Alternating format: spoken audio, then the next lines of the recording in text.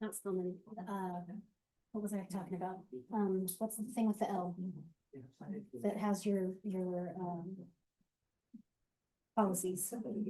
Oh, flexible. Yes. Okay. I call this study session meeting to order at 6 p.m. We're gonna start with new business, new business item 8, advanced high-speed internet presentation by Austin Temple. With that, I will turn it over to you.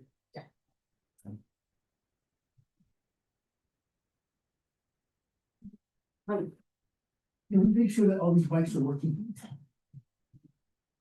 Hello, mics working. Hello. Yeah. I understand. Hello.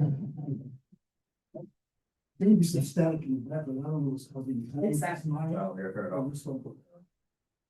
Just listening, so. Sorry about that, Brett. Go ahead. Absolutely. My name's Austin Temple. I'm with Advanced High Speed Internet. We're a wireless and fiber optic internet service provider based out of Yakima, Washington. We provide phone service as well. We're a state registered phone utility. We've been in business 10 years, going on 11 in May. We came down to Sunnyside in the Lower Valley approximately 2016. During that time, we've grown pretty successfully down here. A lot of people in the community trust us. We purchased Benton Rural Electric Association's internet service provider last year. And we've operated that for a year now. We've successfully integrated that network.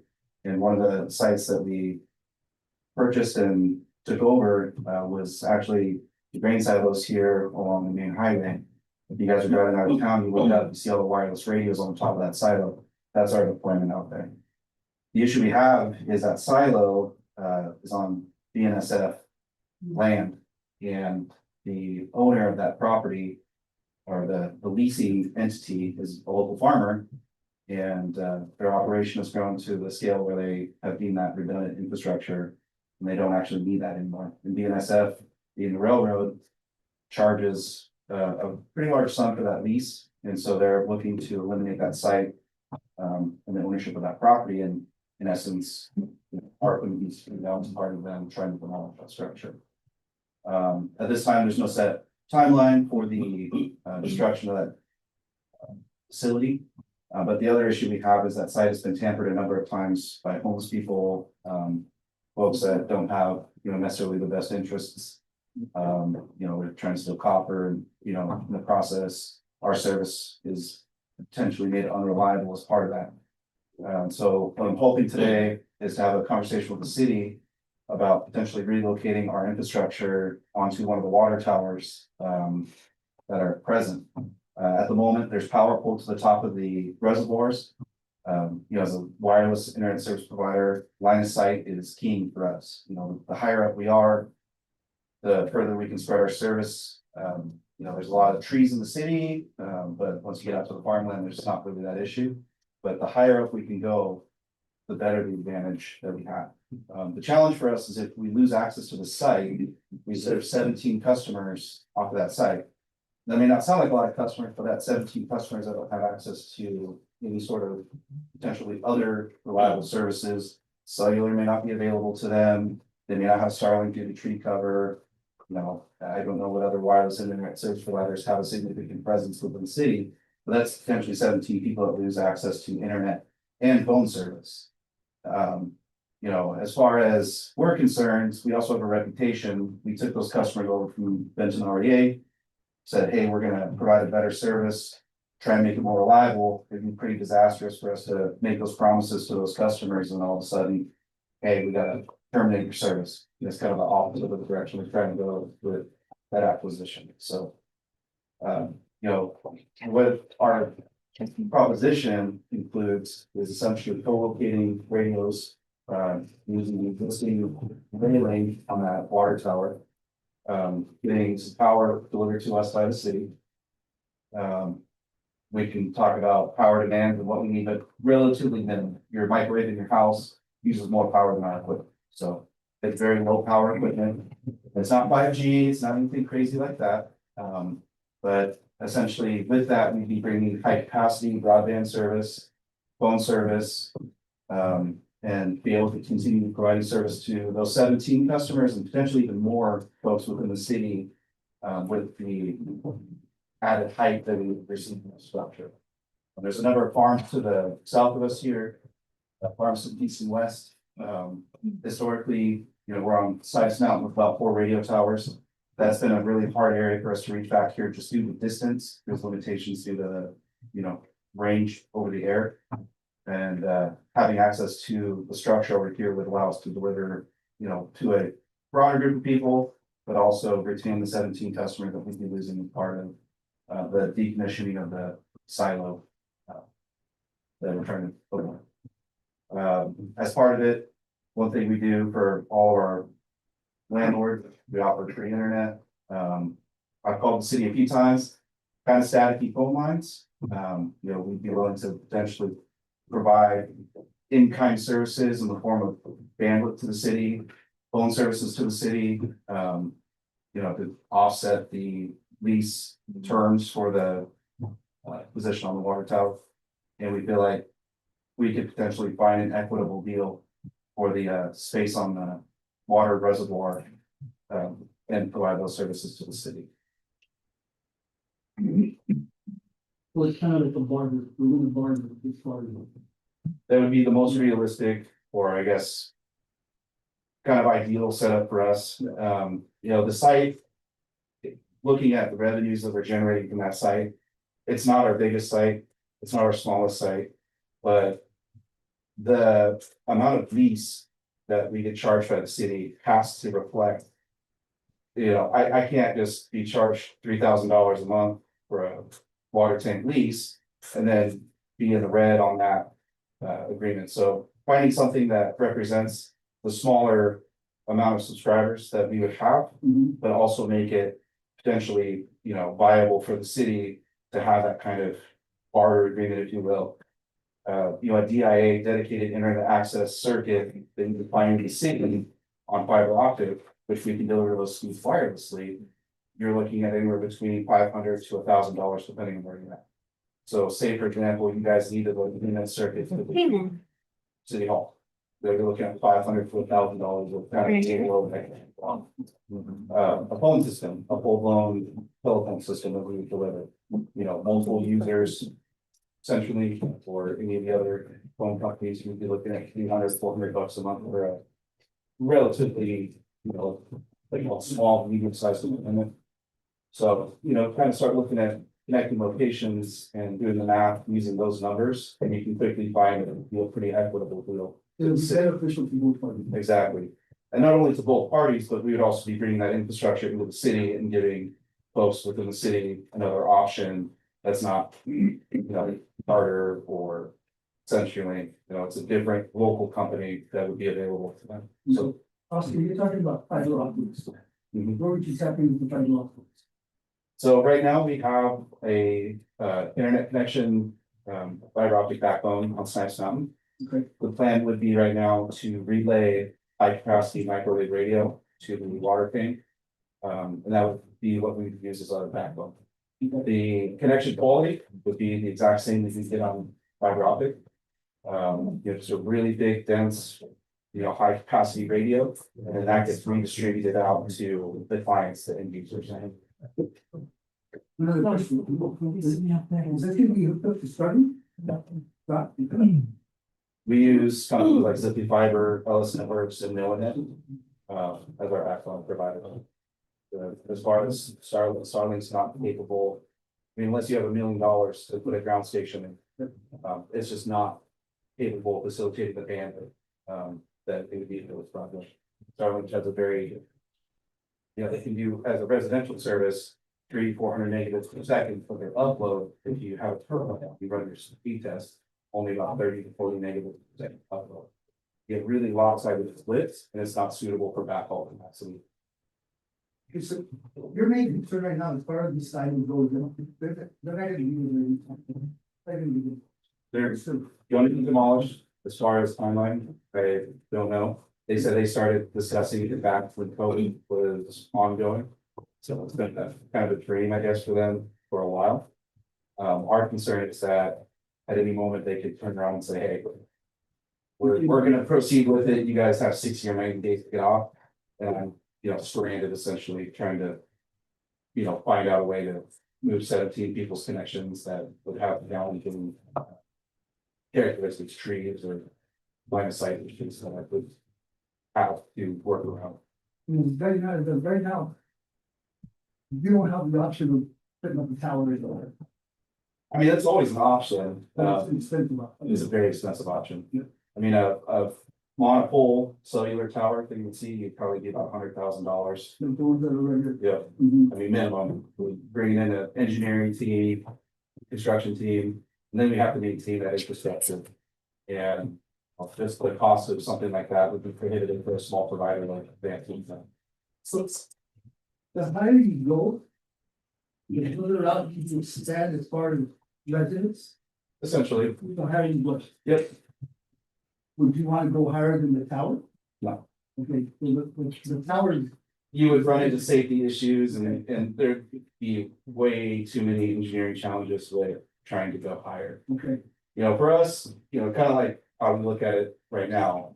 You look out, you can see houses and trees and whatnot, but you really can't see anything down high or up high. Whereas way above the tree. you go 100 feet up, you can see everything. Mhm. You just gain a better vantage. So the higher you go, you can see down into places that we normally couldn't see. And you can also see a lot further up into the horizon. So, So. Put it up, how many more residents that you serve? Or is it gonna stay at, what would you say, 17? so the amount of residences that we will continue to serve will remain about 7. Okay. Without looking at the specific characteristics of each individual. I don't know if maybe 1 or 2 of those may lose, but one thing we do have access to is equipment that has an online site capabilities, meaning it does have, ability to penetrate the trees. Making foliage that traditional has been a problem for, wireless and everything provided by us. That equipment, up to a certain mileage is pretty reliable through that kind of environment. So we can work around those issues if they appear. You're talking about internet service. Is that internet? Is that all gonna fall under one umbrella to serve the same, the city hall, police department, any other official building? It'll all fall under As one far umbrella as a trade or just in general? in general. In general, as long as you can see our facility, we can service that facility. Okay. Our goal as an internet service provider, obviously, is to connect as many people as we can. But as long as you can have the service provided to you, that is an option. Okay.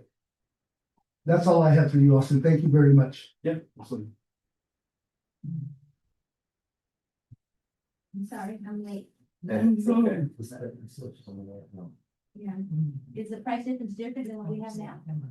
I haven't had a chance to look at the contracts with the city, but I'm going to assume that, if we do some sort of barter agreement, there wouldn't be cost savings to the city. I was discussing that Yeah. a dedicated internet circuit from, one of the major carriers is between $500 to $1,000 a month per circuit. We could provide very similar speeds to those circuits you're getting delivered with the same reliability and service levels. And that's cost savings that's directly provided to the city. Because they're not having to pay that out of their budget. That's an in-kind service essentially. How long have you said? We've been in business 10 years and they have been 11 years. Let me apologize for using that word. It's. I don't know, it wasn't proper. No, you're. Oh. I don't have any questions. Yeah, I mean, we're open to, residents. Absolutely. Yeah. Yeah, when would you want a response or give us a timing? I mean, as far as I'm concerned, as long as we're looking forward. Having discussion, the end goal is to co-locate on reservoir and be able to provide our services off of that. The sooner the better. Right now we're running the fence fencing customers are pretty minimal. But to help minimize that cost, it is pretty expensive to essentially encase that silo. Mayor. with the fence. That's a cost that we could eliminate ourselves. And the sooner that I can remove my equipment off of the superstructure of the person on, the happier that's. Working for the farmer, that hold that is, will be, so I understand the city, it takes time, as we go through a number of franchise agreements with Yakima County, Benton County, city offices. It's familiar with the process for it. And I'm pretty aware that, you know, on the water tanks, there's gonna be engineering studies to, you know, talk about the railing, but those are all conversations that, you know, I was looking forward for moving towards the resolution. The reason I'm asking also is because we have a meeting every second and fourth Wednesday of the month. So. I don't wanna rush you. But then again, I know you don't wanna rush us, but the sooner we can get the numbers, however you wanna do it. The sooner we can look at it and then we can. Plan on it and talk about it and then see what we come up with. Absolutely. I think for me to provide a more educated answer on cost savings that would directly provided to the city, I would need access or guys to provide contracts.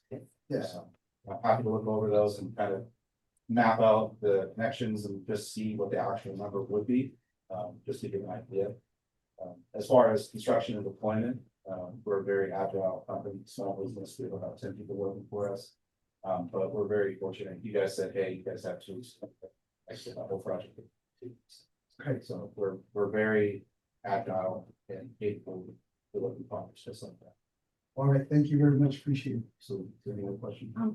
Yeah, so council members, to kind of just take a step back here, and the direction we really are hoping tonight is to get from you is whether or not you want the city to engage with Austin and his company for, among other things, a lease agreement with the city, put his towers on city-owned property.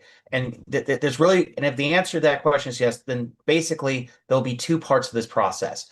One part is that Austin will have to apply for a building permit. So some of the things that he just talked about railings, engineering, that will all be addressed through the building permit. The part about, well, are we going to put a fee or are we going to do some in-kind services? Those are things that we can try to hammer out and discuss into the in a potential lease negotiation. And so if that is where the council wants to go, I ask that the council, give us guidance to start that process, either myself or my colleague, Emily Romanenko, who you got the initial kind of rundown of wireless communication codes and who's already talked to Austin once before, will kind of take charge in these negotiations, and then we can try to get some of the information that Austin just described to about what a potential in-kind or service instead of a fee could look like for the city, if that makes sense, or if doing a traditional lease where he's paying a monthly rate for the lease is a better option. But for us to start those negotiations, we need to get your authorization to allow us to start the process of negotiating the lease. So you're saying that he wants us to, whether we want the ball stuff or we do, and the sooner the better.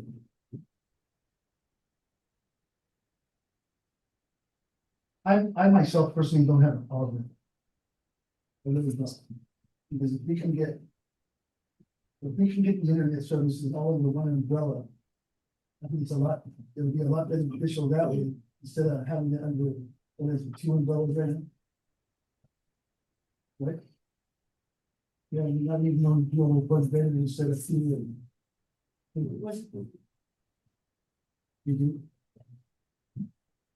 But yeah, I mean, We have to do two in English. Have to be set two separate things.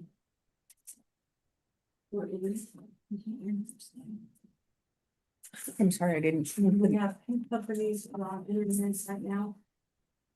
We have Spectrum that just mans the booster station. The booster station alarm system, and then Yakima Technology that for all of us. To our treasurer and clerk, can you guys use the mic?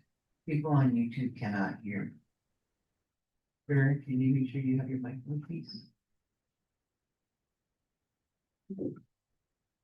I think the question here, Sophie, is that if we're under two internet providers. And let's say this company is willing to put it all under one umbrella. What would it take to get rid of one of those providers? And I don't know if this is a legal question or not, Drew, but would there be a breach of contract? Again, that could be something that we can explore when we sit down for the lease. I have not sat down with your contracts with Spectrum or your other internet providers. I'd also point out that that's not the only way you can do this lease. You can do the lease in the traditional sense where the company is paying a dollar amount every single month, and maybe that you do that way for that reason or for others. But again, for us to start that process, we just need to get, and I know it sounds like people are relatively supportive of this.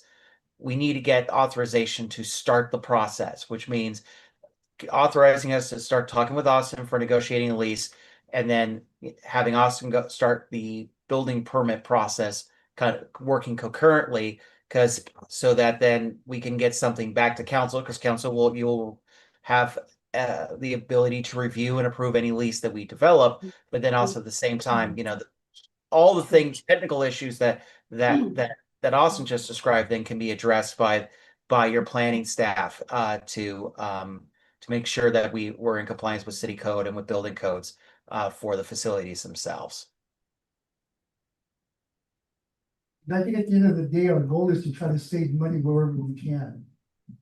So if we can put it all under one goal, at least most of it under one umbrella, and eliminate one of the other providers, I think that would be good for the city itself. I think that one of the other things that we need to look at, considering the fact that with Yakima Technologies, with the police department, and some of the things that we have, we need those secure IP addresses that Yakima Technology offers, to work with the county and whatever departments that the police department needs to work with. Do you guys offer that? We do. So right now, we have a availability of IP addresses. It's called subnetting. We can basically take a big block of IPs, carve it into a little tiny block that only you guys would be able to have access to or use. We can make it as secure as you guys need. A VLAN is a virtual network essentially that only you guys can communicate to us on, and to the rest of our network, you guys are invisible. That private subnet would accomplish very much the same thing, but the VLAN is taken a step further. And there's whatever your guys' technology requirement would be, we can work around. We service the city of Prosser when they moved their new city hall for the caught on fire. Yeah. We do provide for the police department, or at one point did. Yeah. So we have worked with public safety agencies, city of Moxie, fire department, we was connected them to our fiber optic. We have done some stuff with multiple municipalities. So we're not any stranger to any sort of privacy. We work with banks. Those guys are very big on compliance. A lot of restaurants that are taking credit card information. So understanding that dealing with evidence or any sort of, private confidential communications, we can make it, secure to whatever standard you guys need. Would that work? I think we also house equipment for Yakima County Technology here in the building that goes into some of our rates. My question is regarding the actual fiber. Do you have it to this area, or are you talking about wireless connection At the current to moment, this?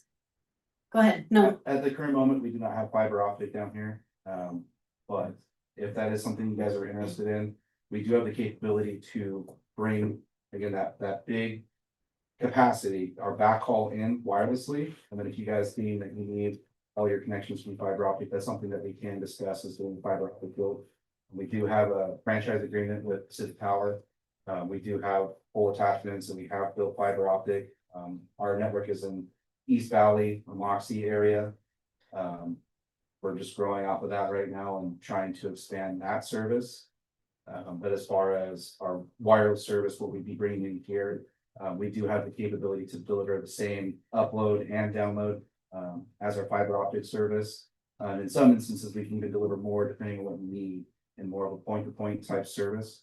So really just, you know, if you guys tell me, hey, Austin, I need this speed here, what can you do? We can find a solution. Fortunately, because we do both services, we have a huge amount of tools at our disposal essentially to deliver that. I think once you get your information to Drew, he can probably share that with even our engineers so that we can figure out what we need, but I know redundancy for services is a huge issue down here because we are on that fiber from Yakima County. So it would be nice to have a redundancy agreement, but I'm not sure if you could beat out what we get for security and speed with the county. Cause I don't think Benton County has anything like Yakima Valley Technology, do they? You know, the client agencies, which you guys would be a client of Mighty Tech or Yakima Valley Technology. They do have tertiary clients like Terrasite Sewer District, for example.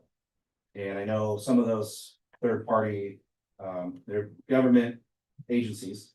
But YD Tech has basically said that we're gonna pull back support for them and they're pushing them to third party managed service providers. So like the city of Moxie just recently moved to a private service provider. Terrasite Sewer District just did. I don't know what. They house their fiber, their station here in this building actually, and it's the same one that runs to Sunnyside.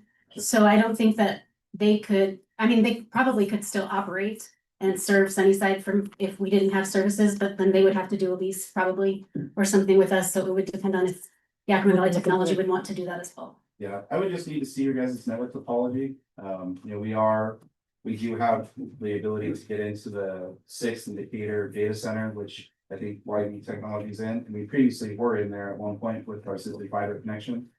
We have migrated away from Zipley fiber and connected to LS networks for our backbone out there on site mountain.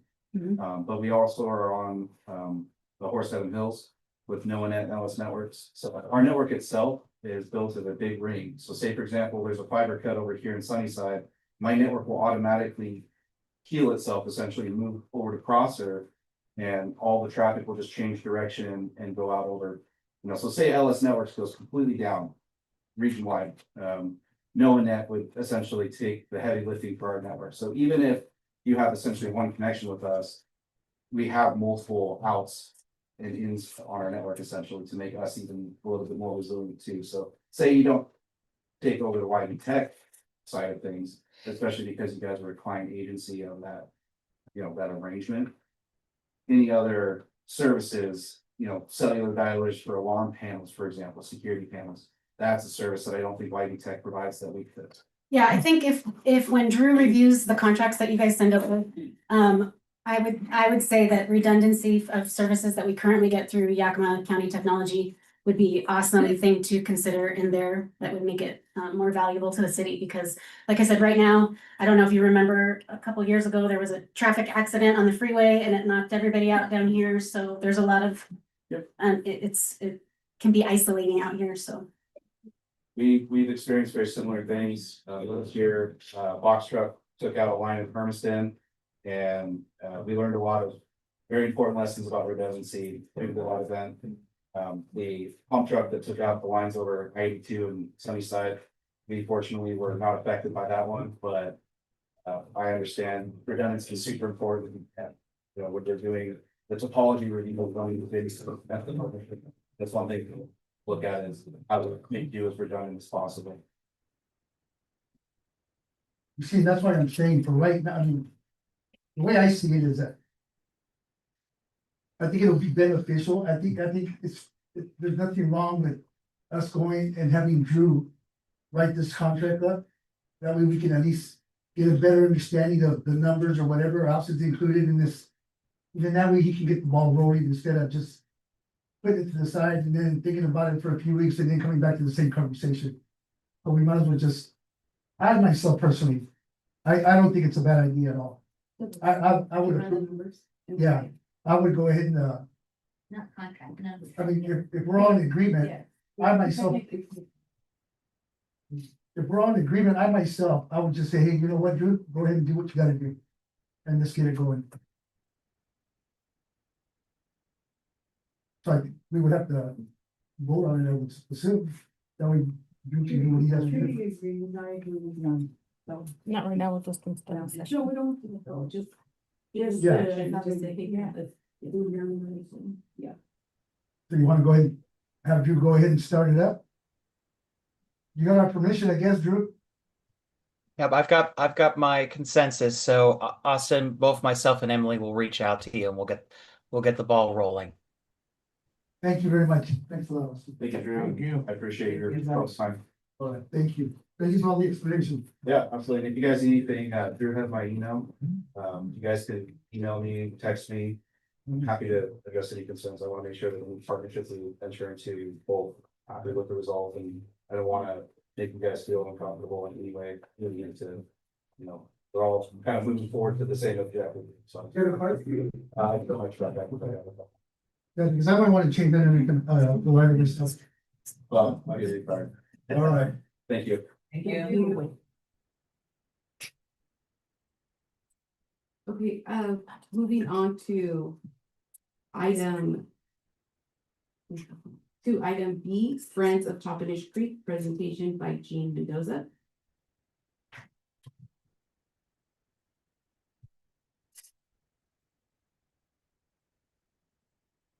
Hello, everybody. Thanks for the opportunity to talk to you. My name is Jean Mendoza. I'm the executive director for the Friends of Toppenish Creek. So we're a nonprofit with a mission to address environmental impacts from industrial agriculture in the Yakima Valley. For us, that pretty much means the impacts of dairies in the area. So just bottom line for Friends of Toppenish Creek, we believe there are too many cows in too small an area. Just keep that in mind. I'm not telling you you have to sign on to our perception. But the reason we want to talk to you today is because Friends of Toppenish Creek pays attention to what's happening in Mapton. And we're very well aware that you have serious water problems and have had those problems for many years. We believe that the 6 concentrated animal feeding operations that surround Mapton are having an impact on both your water quality and your water quantity. We don't know that for sure, but we're working to find some answers. So we're going to bring some people to talk to you today, people from Central Washington University. We're going to do some research in the area. It's important for us to keep you informed about what we're doing here. So Friends of Toppenish Creek was part of the Lower Yakima Valley Groundwater Management Area beginning in 2012. We were actively involved in that project. We seriously believe that Mapton was neglected and still is neglected by the groundwater management area. Go ahead. Okay. Second thing, we do look at the data that we see for the quality of groundwater and for falling aquifers. And we are very concerned about the Friesland Calf Ranch that's about less than 3 miles south of here. And I'll tell you our history with the Friesland Calf Ranch. In 2015, the people that own that calf ranch, they asked for a conditional use permit to set up 6,000 calf hutches in that area. They had to do what is called a SEPA review, State Environmental Policy Act review. Yakima County conducted that review, and Yakima County issued what is called a determination of significance. Determination of significance means that the calf ranch would have an impact on the water quality and water quantity. So the owners of the Friesland Calf Ranch, they withdrew their application. And in 2016, they submitted another application for only 1,500 calf hutches. They got approval for that project. They went ahead, they set up their 1,500 calf ranches, and then they kept adding more and more and more. In February of last year, Friends of Toppenish Creek complained to Yakima County that the Friesland Calf Ranch had violated the conditions of their permit. The Yakima County inspector went out to the site and she counted 10,000 calf hutches. So since February of last year, Yakima County has been working with this group. It appears to us that they're trying to find a way for them to get a modified conditional use permit that will allow them to continue operating as they are now. Friends of Tompkins Creek is opposing that as vigorously as we can. So, this is just informational for all of you. We believe that the city of Mapleton deserves a seat at the table when people are discussing this project. Just FYI, we've had one conversation with the people from the Department of Ecology, from their Water Resources Division. That division in 2015 said that Friesland Calf Ranch with 6,000 hutches would have an impact on water rights and water in the river. So we're hoping that ecology sees our point of view. We have asked for another meeting with the Department of Ecology, and if we get that meeting, we'll invite any of you that want to come. So also, I'm going to stop here unless you have questions, but I want to introduce the people from Central Washington and Ron Sell from the Clean Drinking Water Project, so they can tell you about what they're doing. Thank you, Jean. Thank you, I'm good.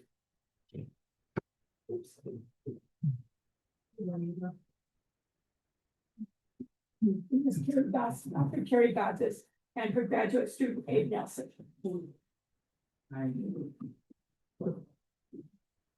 Hello. Can you hear me?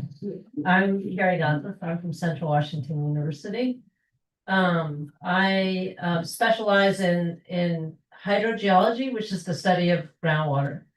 And the reason I'm here is because I met Jean and Maria, a couple of years ago, and they were talking about Mapleton and some of the issues down here, and they asked if we could help try to sort of help you guys figure out how to manage your groundwater overall in the area. The groundwater seemed to be a problem, both the problem of the dairy farms, but as we've learned, as we've gotten to know the area, the problem in town as well with the wells.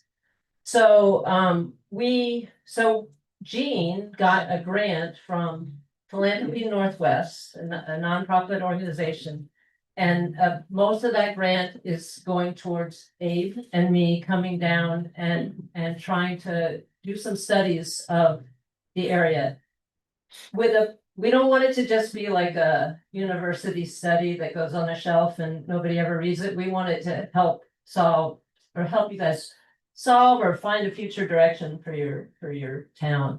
And as Jean said, it became pretty clear when we came down that Mapleton is a bit neglected in terms of, really, that you do have a serious groundwater problem. And I didn't know about these explosions when I came down. I didn't know about the history of your wells. Yeah. And since that time, we've had a lot of discussions. We came down last week and met with the mayor, and they showed us around the wells and we learned more about it. So what we would like to do as our part, funded by this grant, is I think we're thinking sort of a two-part project. One is kind of big. So beneath the surface, there's these places where water exists, right? They're called aquifers. And some of them are connected, some of them aren't, some of them have water that's got a lot of iron in it, some don't, some seem to have this hydrogen sulfide that makes it smell, some don't. And so the first part of the project is just to try to get a better understanding of all that, what's underneath your town, so that when you go into the future, you have a better idea of where to put your wells, where's their good water, where's their bad water, that kind of thing. So that's one kind of part of how we picture our study. And that would involve sampling from the different wells, both within town and the nearby ones around town. And then the other side that, came up really when we came to the meeting, especially Ruben, he was very outspoken, is why does You let her out. have such a problem with their city water and as in talking to people, it seems like we can maybe help get a better understanding of where in the system it is and where it's bad as you look for solutions within the city water system. It seems like there's a lot of discussion of, oh, maybe we should clean out this area, maybe we need another well here.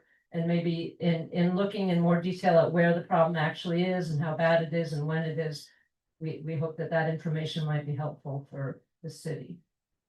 I'm gonna let Abe say a word. I don't know what he wants to say, but maybe I've said everything. Yeah, well, I think it's gonna be very exciting, and obviously we wanna work with everybody, as much as possible. I personally am really excited for stage two, where it'll be like, door to door, you know, sampling as many houses as we have budgeted for. Figuring out where these problems are in the distribution system and kind of trying to isolate those locations. So we know we can like pinpoint these contamination issues within the distribution system. So I think that'll be really helpful, and so is stage one, which is the map of the subsurface. For moving forward, yeah, so I think it's all gonna be very helpful, and look forward to working with everybody, whoever wants to be part of it. I think it'll be a great study.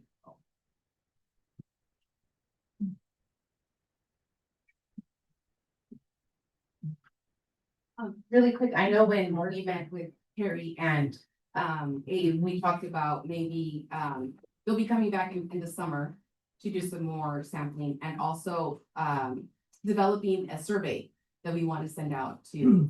Because I think we want to see like where is it worse? Is it worse on this side of town versus, you know, the other side? And if so, where on the actual side? Like, is it certain streets maybe? And so we're I know Carrie, we're gonna work together in developing a survey, yeah. If at all possible, can you, not right now, but whenever you have time, can you give me a feedback on what I was talking about as far as ice digging and liquid hydrogen? Yep. To see if that would take care of some of the problems, because I think it would. And not only that, but rehabbing well number 6. Yeah. If at all possible, I mean, did you guys test from there? You guys take this? not. Or- No, it's down. Yeah, Well number 6 is a backup well, yeah, you know, so yeah. my understanding is that it can be kicked on at any time. You know, if you really want to get a sample from there, I think but then that would be up to you guys. pump wasn't working right now. No. Something, there's like an error message that. But anyway, yeah. Absolutely. Right. Thank you. Keep you up to date.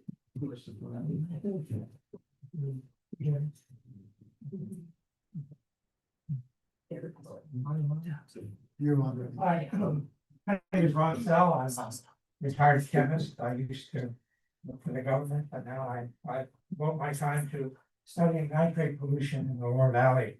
And I've been at it for 25 years now. And there have been 6 different studies in the Lower Valley on the contamination in wells. They go around and test private domestic wells for nitrate, and they compile these databases. And these databases have kind of languished for years now. So I've been collecting as many as I can to see the extent of the pollution in the Lower Valley. And I've got some maps to show you. It's gonna be a little hard to see from here, but each column on this map represents a well that's now undrinkable because of the nitrate contamination. There are 703 on this, and I keep adding them, so there's more than that coming. So there's 703 homes where people cannot drink their water because of the nitrate contamination.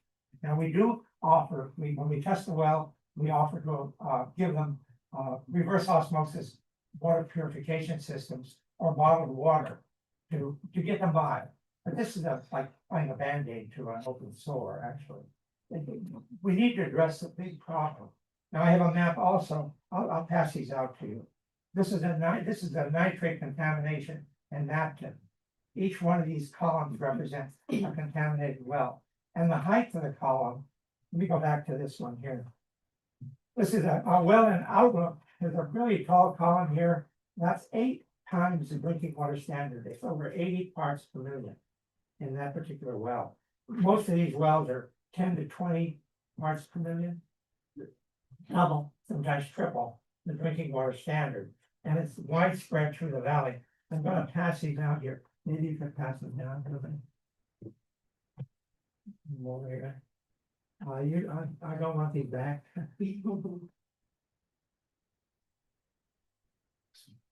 And these are domestic wells, correct? They're all domestic, well, yeah. And, it's been 25 years I've been looking at that.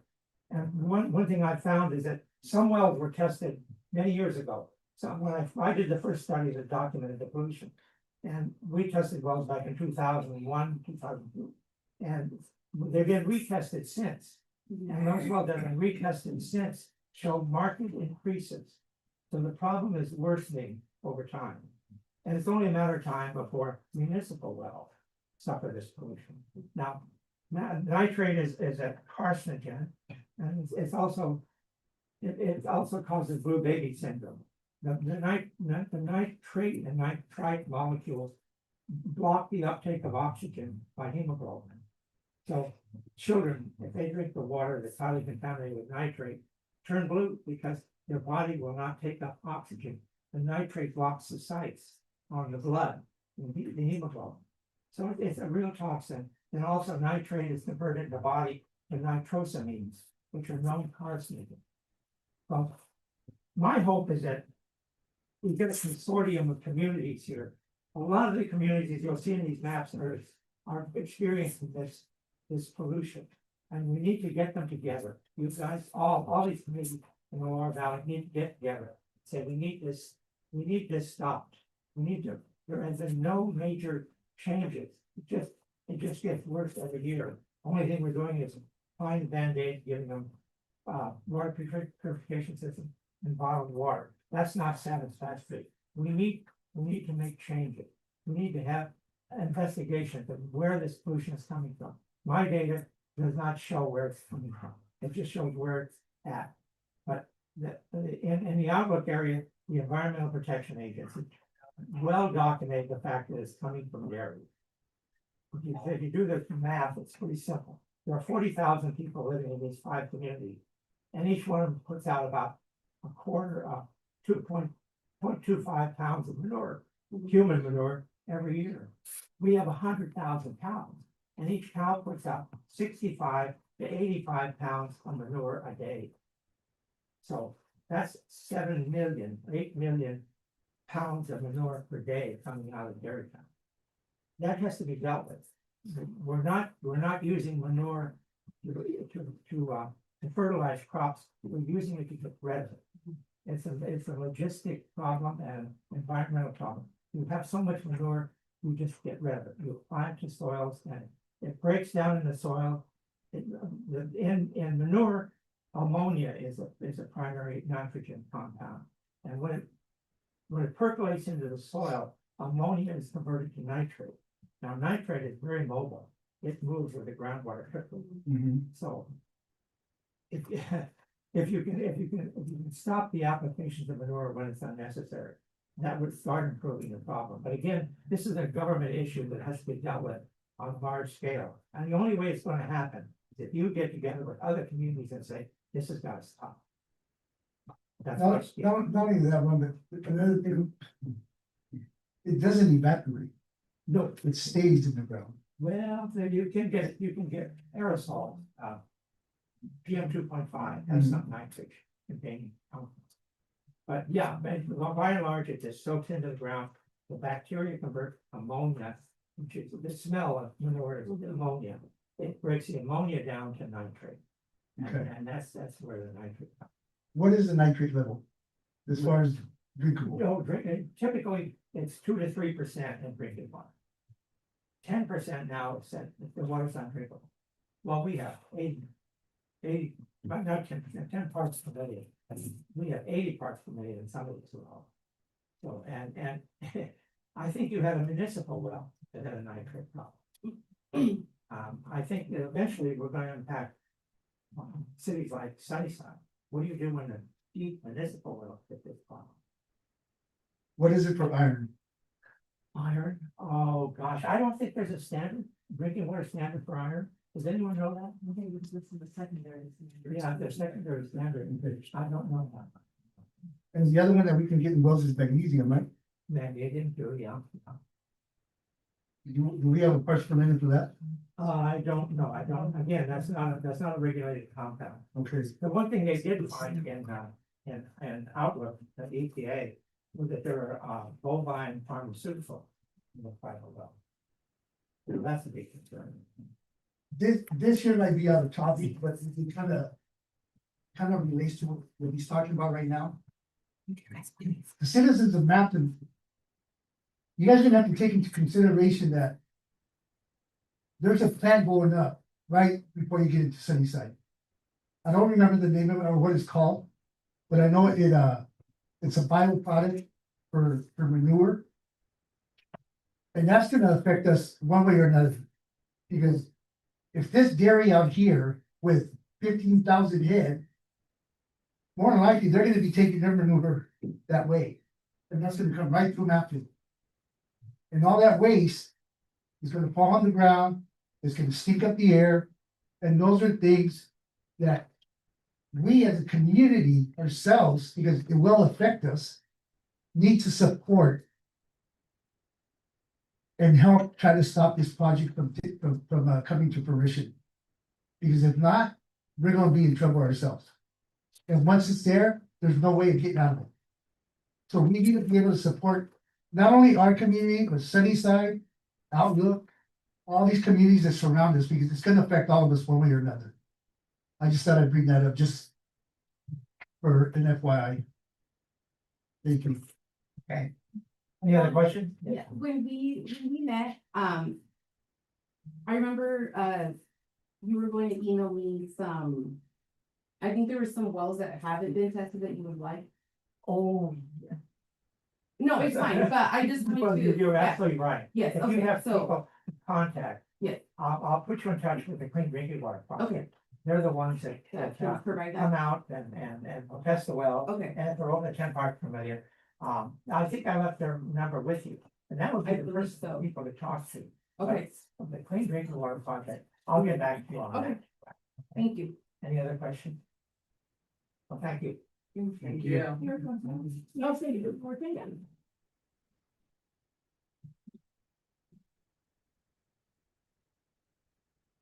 Got to mention this. Friends of Toppenish Creek is having our annual board meeting this Friday from 8 till 11 at the Filipino Hall in Wapato. You're all welcome to come and see what we do and get more information from us. Thanks. At what time, Jim? From 8 to 11 at the Filipino Hall, 8 in the morning till 11. Thank you.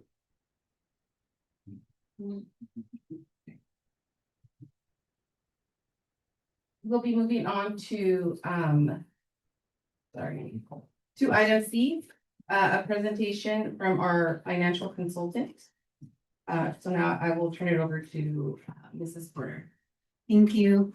I will be actually addressing, we'll go over C first, but it is the precursor to D, E, F, and G at least, I believe, so. It's kind of all wrapped together until we get to the chief.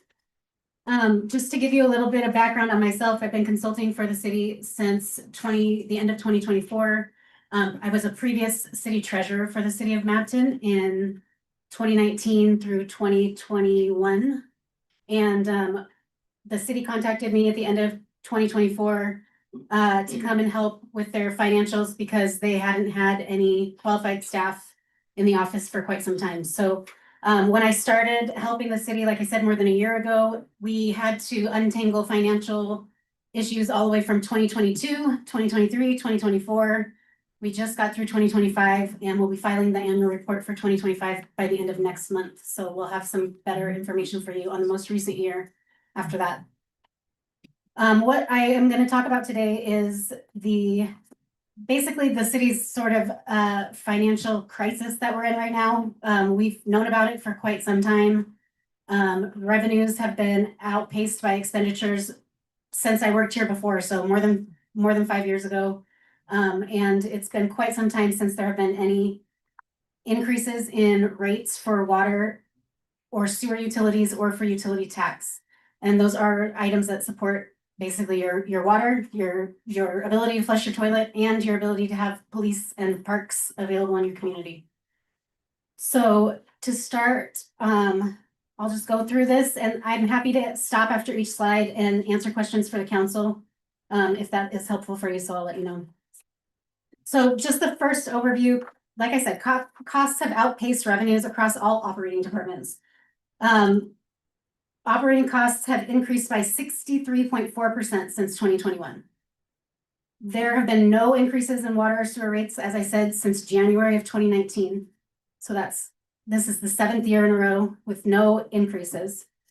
There have been no increases to utility tax since January of 2020. While garbage rates have increased due to the professional services contract with Yakima Waste, the city did not increase rates appropriately in 2024, which put the garbage fund in a deficit that they have not yet made up for. And at this time, the city does not have enough money to cover their current expenses. There are in excess of $300,000 in outstanding invoices that have been approved by the council, but have not had checks issued because we don't have sufficient funds in the bank. So are there questions? I have a question right off the Sure. get-go. If we're $300,000 in the hole, why didn't you guys tell us that months ago? That way we wouldn't have to approve the checks that were cut out last month, the month before. We were approving something that we didn't even have the money to back it up. The city isn't fully in the hole, 300,000. There is money in the bank, but the staff is basically juggling when to pay certain invoices. I believe that if we were to balance the bank account right now, I believe it's closer to like $60,000. But they do have to juggle when they make payments versus when payroll comes in, and we are receiving revenues every day when we accept utility payments. So that brings money into the bank. So it makes it far more difficult to know when to pay bills. Also, for all cities, the beginning of the year is a difficult time. Our first big infusion of property tax doesn't come in until May. And so depending on how much property tax we get next month, the problem could at least be alleviated from the ability to pay those outstanding invoices, depending on the total that we get in. Go ahead. No, the reason that we haven't been able to give you this information is because the past 4 years of financial information is still honestly so knotted up that it has been nearly impossible to keep track of where each separate fund was at. So the utility funds, each utility has to be able to pay for itself. So the water fund has to bring in enough revenue into the water, in water rates to cover the costs associated with water. The sewer fund has to bring in enough revenue for sewer rates to cover the sewer operations. And in the last 4 years, the revenues and in some cases expenditures have not necessarily been accurately reflected to those individual funds. And so untangling that has been quite time consuming, basically going back through 4 years of financials, finding the errors, trying to undo them, trying to rebuild it with the best knowledge that we have to be able to come up with our financial picture right now. Okay, James, I'm sorry. go ahead, girl. I just wanna ask a question. I was in a meeting with you guys and I was shown pretty much what was going on. But at the time I understood you were gonna do it with all of us. So that didn't happen, and why? Because we're not on the same, they don't understand it probably as good as I do because of your explanation. Yeah, and I was available at City Hall on that Friday. Was it Friday? Yeah. And I was here on Monday, but depending on which council members were, Tuesday, which council members were available. I know that we were going to try to reach out, but I guess it didn't happen, so. I'm happy to meet with any council members at any time to go over it in more one-on-one depth to show you the actual invoices or the records also, so go ahead. I've been asking this question for the past couple of months. And I think it's a very important question, not only for us, but for the community. The question was, how much money does Mapton actually have? Nobody has an answer. now you're telling me that there's a possibility that we might be $300,000 somewhat in the negative. As I've been, Uh, oh, go ahead. So my thing is, and I've asked this. In order to solve this problem. Or figure out this problem. Shouldn't we go back? And see where that problem started and then try to work it out from there to figure out where we're at now? Because. Correct me if I'm wrong. Evidently, all money is in the general fund. Supposedly, from what I've been told. All the money is in one bank account, but bank accounts and funds are not the same thing. Okay, so. What I don't understand is that. And people might say, you know what, that's how this guy does a complaint. This is not a complaint, this is a concern. So. My concern is, why doesn't every department have their own budget? That way, the money can be kept an eye on and each department is held accountable. Once you meet your max budget, you no longer have money for the rest of the year. If you need to borrow from some department or from the general fund, then you need to pay that money back. It's like getting a loan. You know, but here in this town, this town doesn't have its own money. It's all in one bulk sum. It's all of it. The police department don't have their own budget, and if they do, we don't know what it is. The parks department, the city workers, city staff, you know, all those departments, we don't know what they have, We do, well, we do have, each department does have its own budget. but we don't know. Us, the council members don't. And for the last year that I've been, or a little more than a year that I've been consulting with you, we've been trying to get to the bottom of that. But as I said, from 2022, basically, in 2022, the city lost all of its experienced staff in City Hall. And there was no one left on staff that understood how to do local government accounting.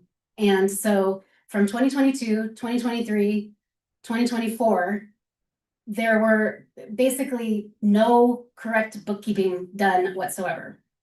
So you should always be provided with those budget amounts, and you should be authorizing those expenditures based on what is available in the budget. And it should be managed by your staff and what's brought to you. You're 100% correct. That's exactly what should happen, but it's not what did happen.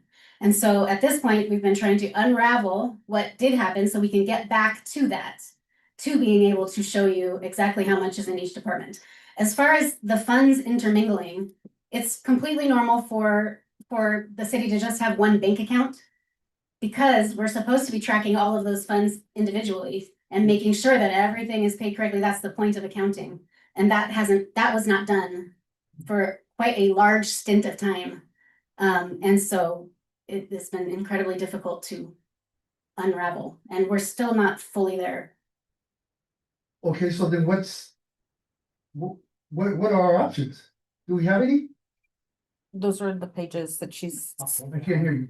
So based on the most recent annual report that we filed for 2024, the city still had money in the bank, and we had fund balances and reserves. But even since I worked here before, back in 2021, I've been advising the council, local governments are struggling in general. This city in particular does not have a good foundation for property tax revenue and sales tax revenue, which are the two main sources of general fund revenue for cities like ours. Those are the things that support police departments, fire departments, and parks and recreation, general government things like that. So the city has to find a way to collect that money, to bring in money to pay for those services. And the ways small cities like ours do that is through utility tax, which is the only other thing that councils have available to use to bring money into the general fund. So we're going to talk about that and the utility funds and how we can address those problems. Okay, my understanding is that out of property tax, the city only gets 11%. or whatever the property taxes are. I don't know the number off the top of my head, but yeah, the city is capped at a certain amount. So when you pay your property taxes, it gets split out to the counties, school districts, the city, and the city is limited on how much it can increase that every year. And but to only 1%. Regardless of what inflation is, we can only add an additional 1% of the previous year that we collected. So we're Yeah. never going to catch up on property tax to fill the gaps. Yeah, because the city, any city, Correct. any city only gets 11% of whatever the total amount of property tax was paid in. The schools get 23%. Yeah. Of that bulk sum, and Correct. then it gets divided up into other departments, other entities. Yes. So if you're telling us that this hasn't been, there hasn't been a jump in cost since would you say 2018? A jump in revenue. In revenue since what? Costs have continued to go up, which is why the city doesn't have money right now, because we've continued to pay more money for salaries, benefits, supplies, and services. But the rates to cover those and the utility tax has not increased. The last time the water rates went up was January of 2019. And the last time the utility tax itself was increased was in 2020. And the garbage, like I said, goes up every year because it's part of, we contract that out. So they tell us how much they're gonna charge us and we set the rates based on that. Is this what the city's supposed to implement as far as a policy or an ordinance? As far as the rate of water or sewer or Yeah. garbage? It should be going up a bit every year In a, in a normal world. It if should the be way, going- yes, if things were working the way that they should have been working, you would like to see those increases match inflation. You don't want to outpace the ability of your residents to pay for services, but you also can't allow the cost of services to outpace the revenues that you bring in. So it's always a good idea to have, well, we use our engineering firm also to do a full utility rate study, and that includes looking at future capital projects and the health of the actual system. I didn't even do that this time. This is just a financial feasibility study with rate recommendations. The city does need to do another actual utility rate study that includes those capital projects, but right now the city can't even look at capital projects because our utilities are in the hole. You see, and this is one of my concerns is that in order for us to find out what the problem is or where it started or what caused it or whatever it may be, we need to go back. Mhm. Right now, just with that little simple explanation that you just gave me, that's telling me that somebody dropped the ball.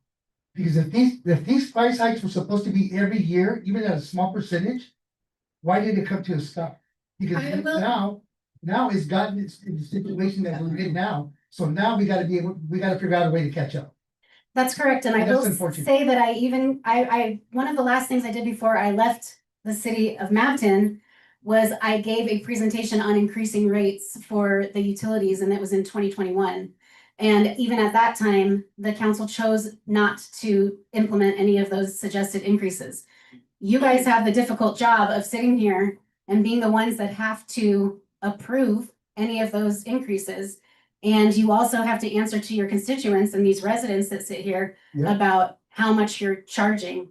And it's a balancing act. And if the council isn't willing to implement the recommendations, there's nothing as staff members and people who work for the city, there's nothing that we can do to address the situation. We do not have the authority to change any rates. That is done by the council. You see, that's one of the things about it, Jameson, is that if we don't have the information, there's nothing we can do about it, because we're unaware of it. But then when they just drop it in our lap, it's like, whoa, wait a minute. Now we're getting put in a bind because we're gonna dictate what's gonna affect the community of Mapton. You know, and if it doesn't work out the way people want it, then we're the bad guys. Even though we didn't start the problem, we're still the bad guys. You know, so I'm very thankful, and I'm being honest, I'm very thankful that we have this crowd of residents here to listen to what's really going on behind closed doors, and it's informative to where they can go home and have their own opinions and then bring it to our attention. so that we can take action and do what we have to do. Because it's very unfortunate that all this is all of a sudden, when it should have been going on year in, year out, and it wasn't. One of the difficult things with a small town like Madton is that you have a strong mayor form of government, which means every 4 years, the residents can elect a new mayor, and that mayor basically becomes the CEO of the city.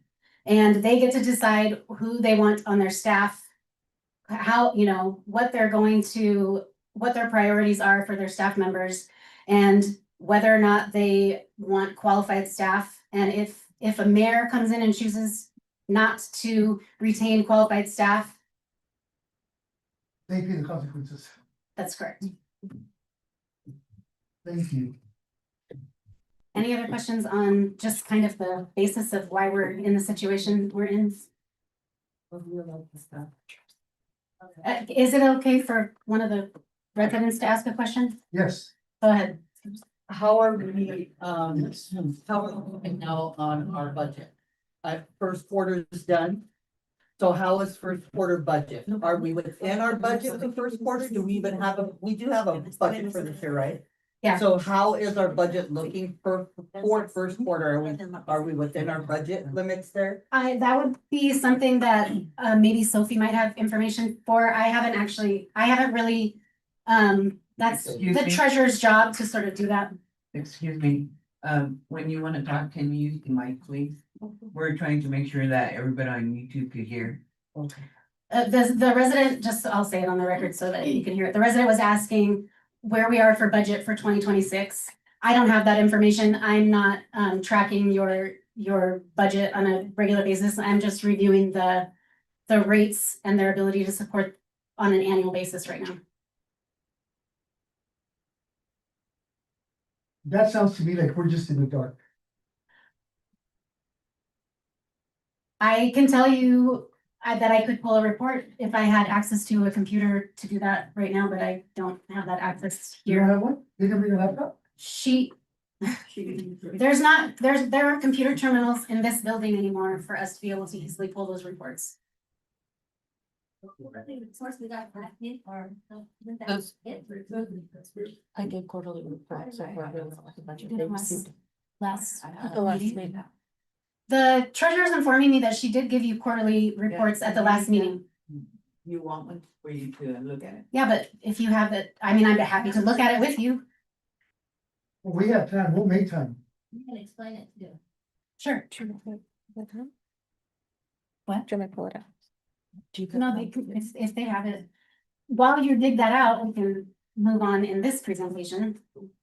So if you go to the next slide, this shows our operations and maintenance costs for 2021 through 2025.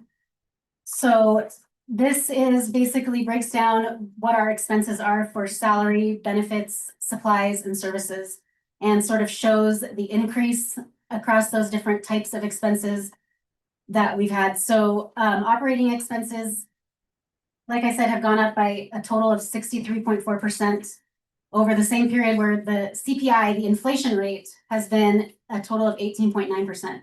So expenditures have significantly outpaced revenues. So during that time period, we have not increased our rates or our utility tax to cover the increased costs of providing services.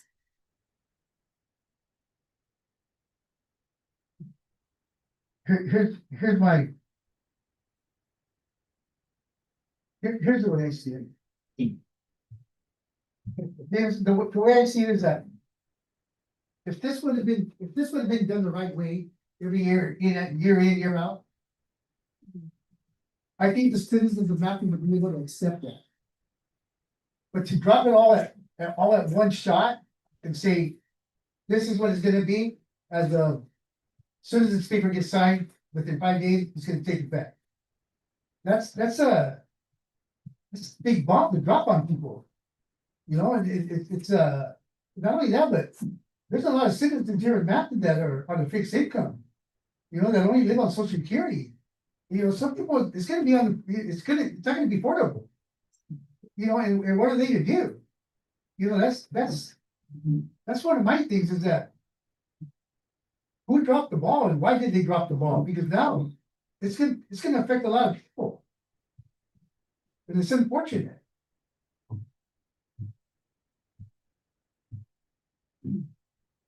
So the revenues were 17% for the first quarter, which is probably close to on track. I wouldn't know without looking at previous year comparisons for the same period. But like I said, property tax, the first big chunk comes in May. So that's probably pretty close. And I do understand what you're saying, Ruben, as far as dropping it on people, but you also have to consider that for 2020, 2021, 2022, 2023, 2024, 2025, these same residents have not had any increase. So that's all during COVID, all during, you know, the time when inflation kind of did get crazy. The city of Mapleton kept their rates flat. Was it the best thing to do for the solvency of our utilities? No. However, in some ways, we did provide a break for our residents by not increasing during those times. Yeah, but they're having to pay the cost now. I agree. That's why it's not best practice to Yeah. do that. It's pretty much like saying either pay now or pay later. You're gonna end up paying one way or another. That's exactly Yeah. correct. Just like any other organization, the city has to pay others for the services that we get and for the supplies that we purchase and for people to show up to work. If we don't have enough money to pay them, then they don't provide the services that we provide to the residents. Right now that everybody kind of wants to talk about the water. Yeah. I think we should allow. That's a solid question, because it's about finance. I think we should allow the residents, if they wanna make a comment, that they're more than welcome to make a comment. Yeah. Okay. So Mayor? the next, oh, go ahead. Just to comment on that, I would note, just noting for the council that we do have visitor comment section for the study session, which will occur before you take any action on some of the proposed ordinances in front of you. And that would be an excellent opportunity for the council to also, for the community to provide feedback on this item or any item they so choose at that time, just to kind of keep the meeting moving. All I asked is if you have any questions, you were gonna ask me, you were gonna be a book. And I'm happy to stay and answer questions even after the full council meeting is done as well. If people want to stick around and ask questions, I'm always happy to do that. Okay, so slide 3 shows the utility funds in particular. So this is just the services that people pay for on their utility bill every month.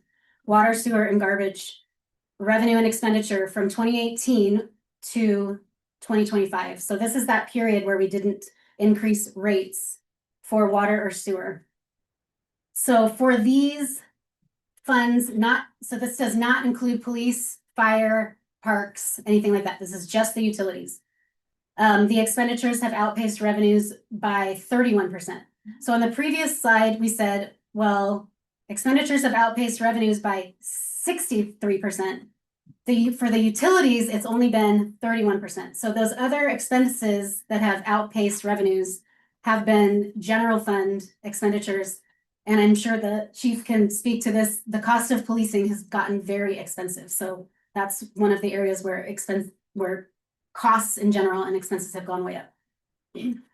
But over this period, revenues have increased by 11.3%. So that increase is just based on adding services. So as we bring in new houses or somebody upgrades a garbage can, or there's a new apartment building or something, we bring in new services. That's the only source of increase that we've had.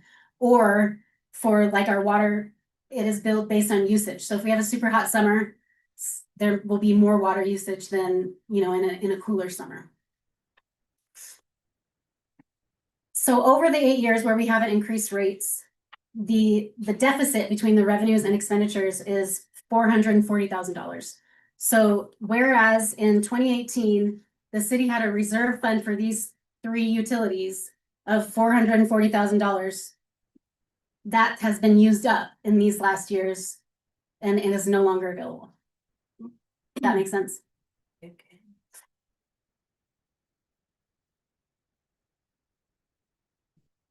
So the next slide shows our current year deficit for the utilities and for the general fund separately.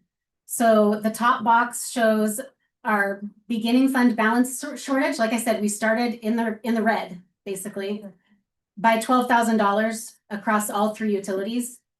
And our budget was put us $38,000 farther into the hole. In addition to that, the city, sorry, a bug.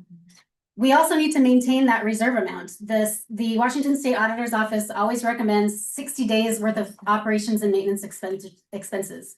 So that comes out to 16.7% of your annual expenses that you want to maintain as your fund balance. And as I said before, that doesn't include future saving for capital projects or, other long-term needs to improve or maintain the system outside of regular operations and maintenance.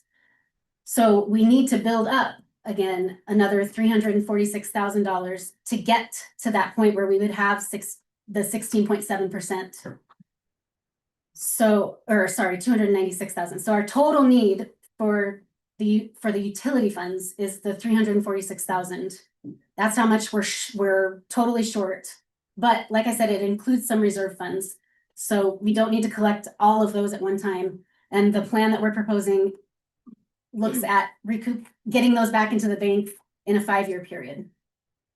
Is this as of right now? This is based on the 2026 budget. Okay.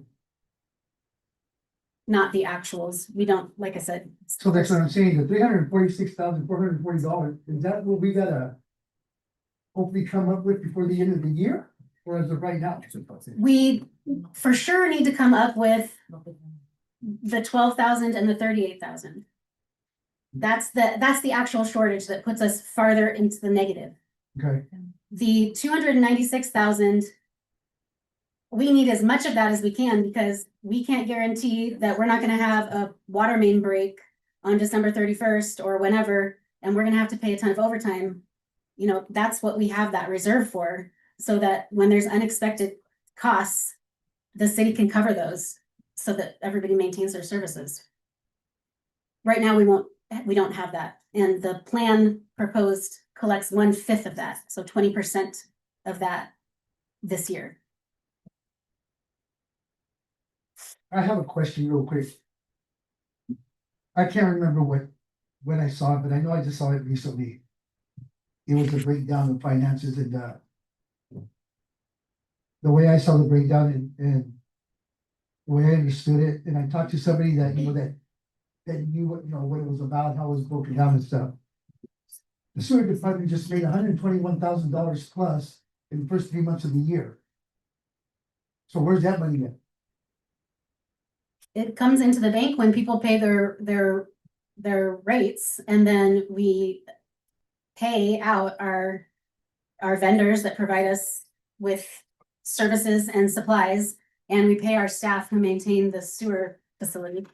You see, and that's one of my questions is that if this department is making this much money every quarter, then by the end of the year, that department alone would have over $400,000 to play with, or that they can use throughout the year, and whatever's left over rolls over to the next year. Just that department alone. But evidently, that money goes to everybody else, and then everybody gets a piece of the pie. Instead of that money just staying with that department. The report that I received does not show that much for the sewer fund, but like I said, Ruben, I'd be happy to pull reports for you, actually.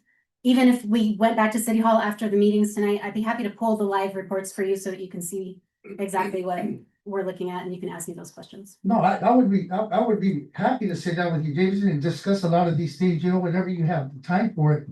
We don't have to do it tonight, but I mean, whenever you have time, you be the only girl. I've been coming to Mapton most Thursdays. So and when the mayor's here specifically also, so if. But I don't want to take time away from you from what you're having to do here in town. So whenever you get some spare time. Well, it's part of my job as a consultant to do that, so. Okay. All right, then, thank you. Okay, so our current year deficit for the general fund, we started this year with a balanced general fund. We got the general fund to a zero. We thought, we hope for, we won't know for sure until we, like I said, file the 2025 annual report. And we fully understand the scope of the expenditures with 2025. We have to do that by the end of May. So in a month, we should be able to provide that information for you of exactly where we ended 2025. But the budget showed that we were gonna end with no reserves, you know, and no deficit. But then we had a net a shortage in between our revenues and expenditures of 105,000. And then that 16.7% again of operating costs is about $300,000. So that fund, in order to stay solvent, needs $404,000. This where you are asking, what do we need right now to pay the bills? It's the 105,000. We need to gain that in 2026.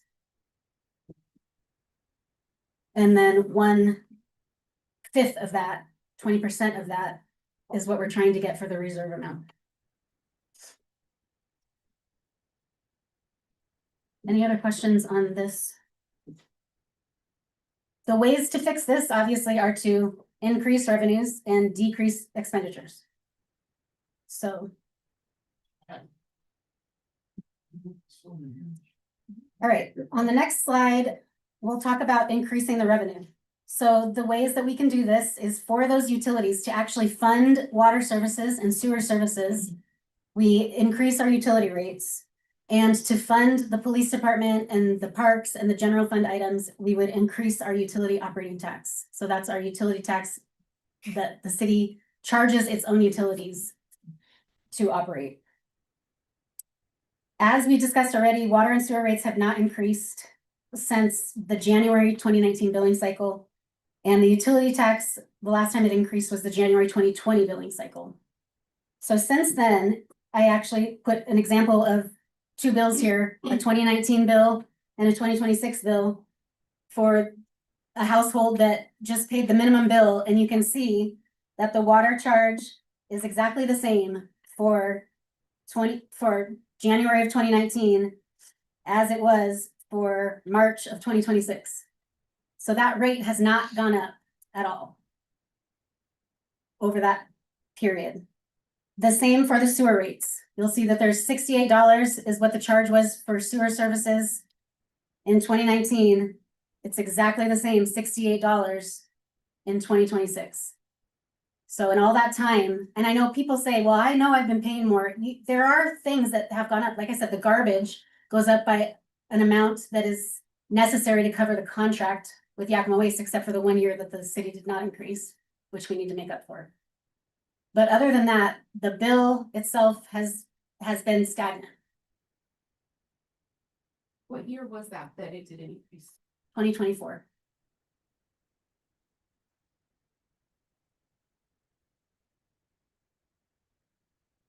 Are there any other questions here? Is there a surcharge on water and another one on sewer? There's the charges, there's the rate for water, and then there's it's listed on the bill as the water charge for services. That's the utility tax portion that the city collects and then sends to the general fund to pay for police, fire, parks, those things. So that's the utility tax portion that we're talking about. That's the one that's proposed at a 3% increase versus the actual rates to support the water service. So there's two components for each of the utilities. There's the base rate that pays for the utility itself, and then there's the tax amount that the city charges to send money into the general fund to support other general city services. Would you consider that double dipping? No, it's the only way that small towns like Mabton or any of the other towns up and down the valley have to implement any kind of revenue to support general funds especially for communities that don't have high property tax value and do not have any retail sales tax coming in on a regular basis. If we had a Costco here, we would not have to do that. Does that make sense? Yeah. Okay. So the proposal is 3% on the utility taxes? 3% increase on the utility taxes. It's 25% right now. We're at 23% right now, so 26%. The ones are 26%.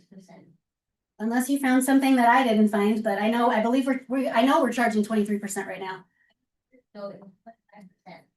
And I think we went down 5% from here and then I go back up to 25. When I was here as the treasurer in 2020 is when it was increased from 20% at that time to 23%.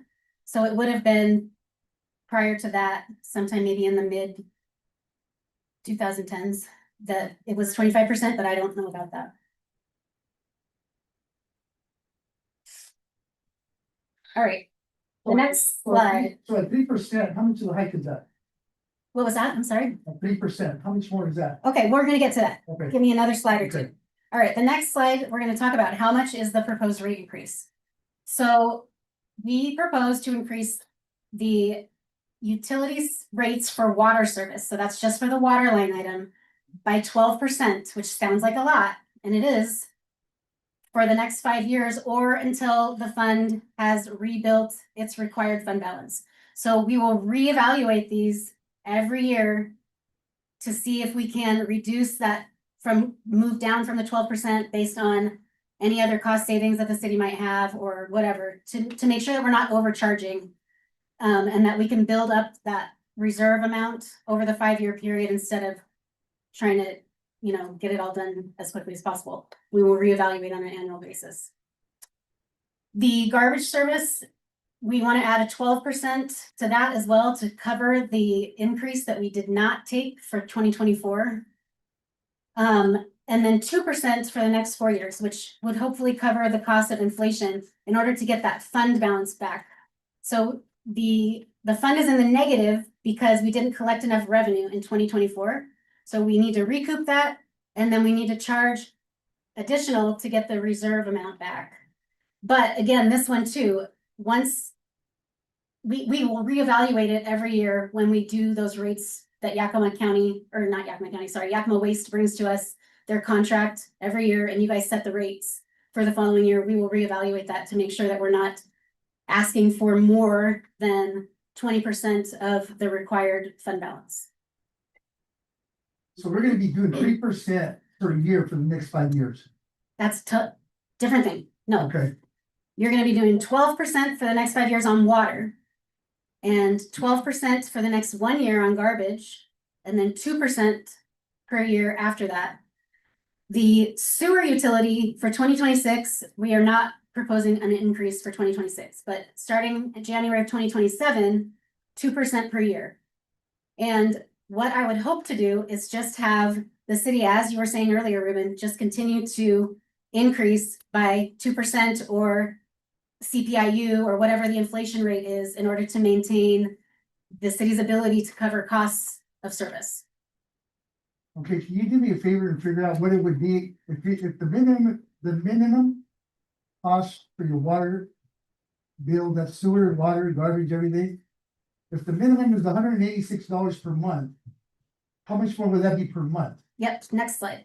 $22? So how much revenue will be provided? The estimated revenue for utilities on the bottom there, it says 101,000, and the tax for the general fund is 72,000. So the next page that shows basically a snapshot of usage for 3 different things. So the top one shows somebody with just paying the base rate. So in winter, 85% of our customers have a 3/4 inch meter and a 96-gallon garbage can.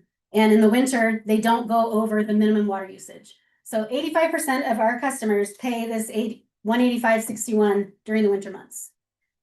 The proposal would change that to $202.68.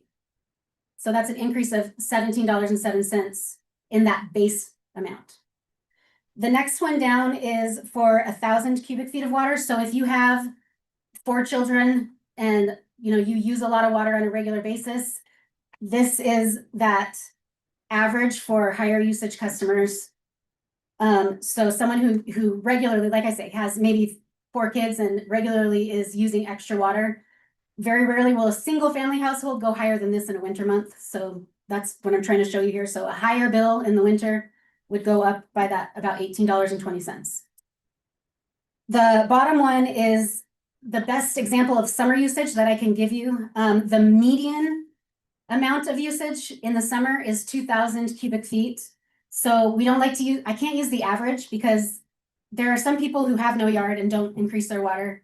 And there are some people who have a beautiful yard and increase their water substantially. So I chose the median, which gives us kind of, there's an equal number of people that use more and an equal number of people who use less. The median customer is gonna have a $20.71 increase in the summer months. So over the whole year, it's about $230 more per year per household for this first year.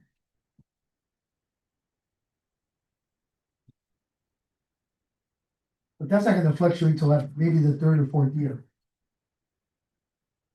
I don't understand the question, I'm As far sorry. as the cost, because you're That's- saying that we can bring the percentage down, and we might not have to add the percentage one year or another. Well, this is what we're proposing for you guys to pass as soon as possible. So if you were to decide to pass the 4 ordinances or 5 ordinances, however many it was, that we're presenting to you tonight to coincide with this plan, if you were to pass those, these would be implemented for the May billing cycle. So when people receive their bill that's issued on May 25th, that's due in the month of June, would be when they would first pay at this rate, right here.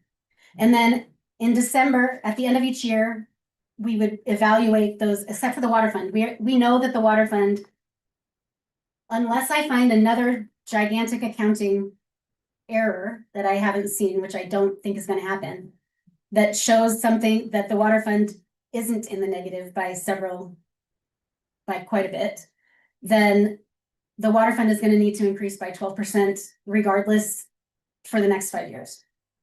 But the sewer and the garbage funds, yeah, I mean, those ones, they may not need much of an increase. Did you say 12% a year for the next 5 years? That's correct. We're gonna be paying like $300 a month. I can run that, I can give you an example of that, and show it over a 5-year progression. Actually, Marty, if you can plug this in. Hold on, I have the amount for you. Marty's gonna plug my hard drive in so I can look that up. I believe it's like $270 in 5 years. Is the minimum bill. It's a lot. But we prepared the ordinances to indicate that we would reevaluate the rates at the end of every year, if that's what you were asking. Yes, absolutely, we're gonna reevaluate the rates at the end of the year, and you guys are gonna have to set the rate for the following year. I don't foresee it being significantly less. Yeah, so you would say $270 per month, would that be your minimum? Hold on. Okay.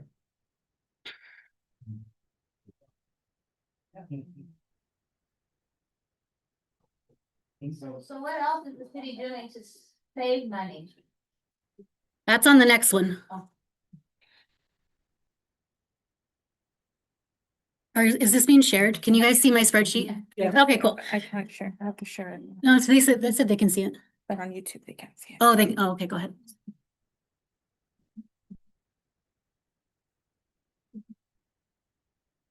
This is the base bill. This does not demonstrate that 1,000 cubic feet or the 2,000 cubic feet. But this amount here, oops, come on, buddy, don't be slow. This amount right here is year 2. That's one number, can't be one. 200, so the minimum bill would be $214.89 in year 2, right? It's a total of $146.50 increase over the previous year for the minimum bill. For the year. Oh, Okay? Yeah, this number right here is the annual amount of the monthly increase.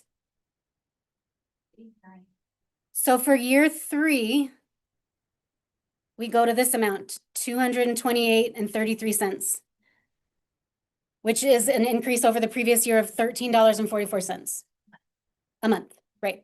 For a total increase that year of $161.29. This is that 2% for garbage, 2% for sewer, and then 12% for water, okay? Year 4 is 243.14, and year 5, 259.47. It's lower than what I thought. Okay. Sure. But this would be your minimum for what? Yeah, that's the base bill before there's additional usage. We don't charge for extra usage until you exceed, off the top of my head, I think it's 596 cubic feet or something like that. So once you get over that, then you start getting charged per cubic foot. That's the basin. That's the base. That's the base. Yeah. So for the first almost 600 cubic feet of water, if you have a 3/4 inch meter, that's what you're paid. People's yard is gonna be yellow. That's now. Okay, so that's how we increase costs. That's how we increase revenue. That's how we bring in more revenue for our utilities. And then that 3% increase for the tax brings in that revenue for the general fund. You said, how do we reduce costs? So the next slide shows how we can decrease expenditures. The city does not have control over a lot of the things that we spend money on because we have to pay other companies to provide services. Like the garbage, we don't have any control over what Yakima Waste charges us. The thing we do have control over is how many staff members we employ and how much we pay them. So the city originally budgeted in 2026 for 13 staff members. 5 police officers, including the chief, 4 public works staff members, and 4 clerical staff members. Right now, the city only has 10 full-time employees. We have an open position in City Hall. We have 2 open positions in the police department. So if we don't fill those positions, we reduce our expenditures by 252,000.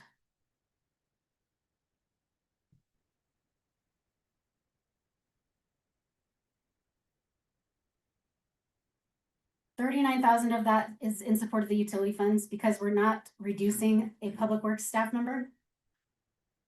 And the rest is in benefit to the general fund and other small funds. In doing this, the other thing that we did was we reevaluated the cost splits for all of the city positions to try to more accurately reflect where the work was being done so that we're not having like all of our employees paid 70% out of water, even though only, they may only work in water a couple days a month. We actually went through and reevaluated those cost center splits. But in doing that, there's 2 funds that we eliminated any staff costs from because of the position that the funds were in. The first one is the garbage fund. We don't provide those services. We do billing, and it does take time from our clerical staff in the office to do that. But we removed all of those salary charges until we can rebuild that 16.7% reserve. And then we can look at adding staff charges back to that because the amount of staff charges was not super significant, but it was enough to help reduce some of the increased costs. The other fund that we're not charging salaries out of is the cemetery fund right now. If we do these changes, we would not charge any staff time out of the cemetery. The cemetery cannot support itself. The rates do not support the work in the cemetery. So in the past, even since I worked here before, the general fund supported the cemetery by doing a interfund transfer every year, basically giving money from the general fund to the cemetery fund in order to support its operations.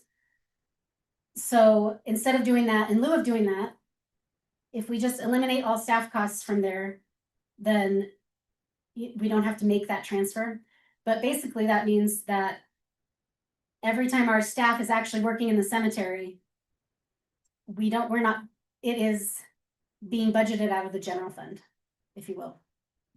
Because it is not enough of a regular basis we may or may not have a burial every month,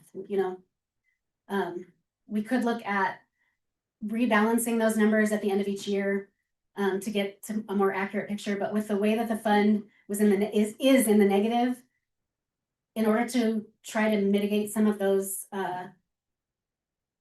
deficits, I guess. Just eliminating staff costs from there was an easy way to help with that. So basically, the general fund and the street fund, cemetery fund would recoup about $213,000 by not filling these staff positions. So on the next slide, second to last slide, I'm almost done, folks. I'm sorry, James, I have a question. So if we were to do that, would the rate go down instead of saving money this way? If you, when we get to the very last line of this presentation, I will tell you. Yeah. Okay, so this next slide shows how this, we had that chart at the beginning that showed us what our deficit was for each fund.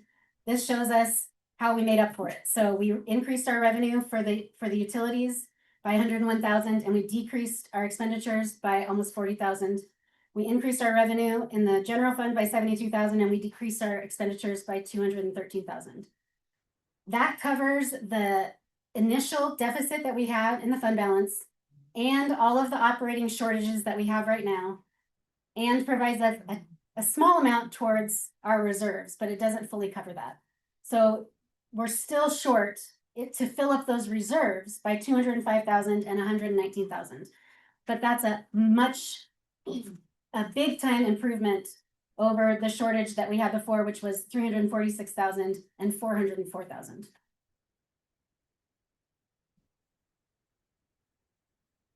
And as I said, the aim would not be to refill those reserves as quickly as possible, but to refill them over a 5-year period so that the impact isn't as slap in the face as it would be otherwise.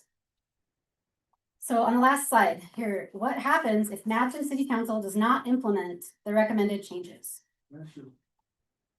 As we've talked about, the city is out of reserve funds, so they will be unable to meet the obligations and liabilities of payroll, supplies, and services.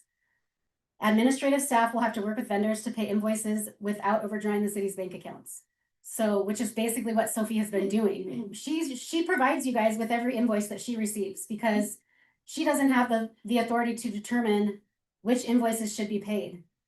The council approves those, and then she has to figure out and work with those vendors, which ones can be paid, which ones may charge us fees, and which ones not to pay, so that we don't overdraw our bank account and we can meet our payroll liabilities. The worst thing to happen would be that we can't pay our employees and then nobody shows up for work and we have no police and no water service, right? We can't let that happen.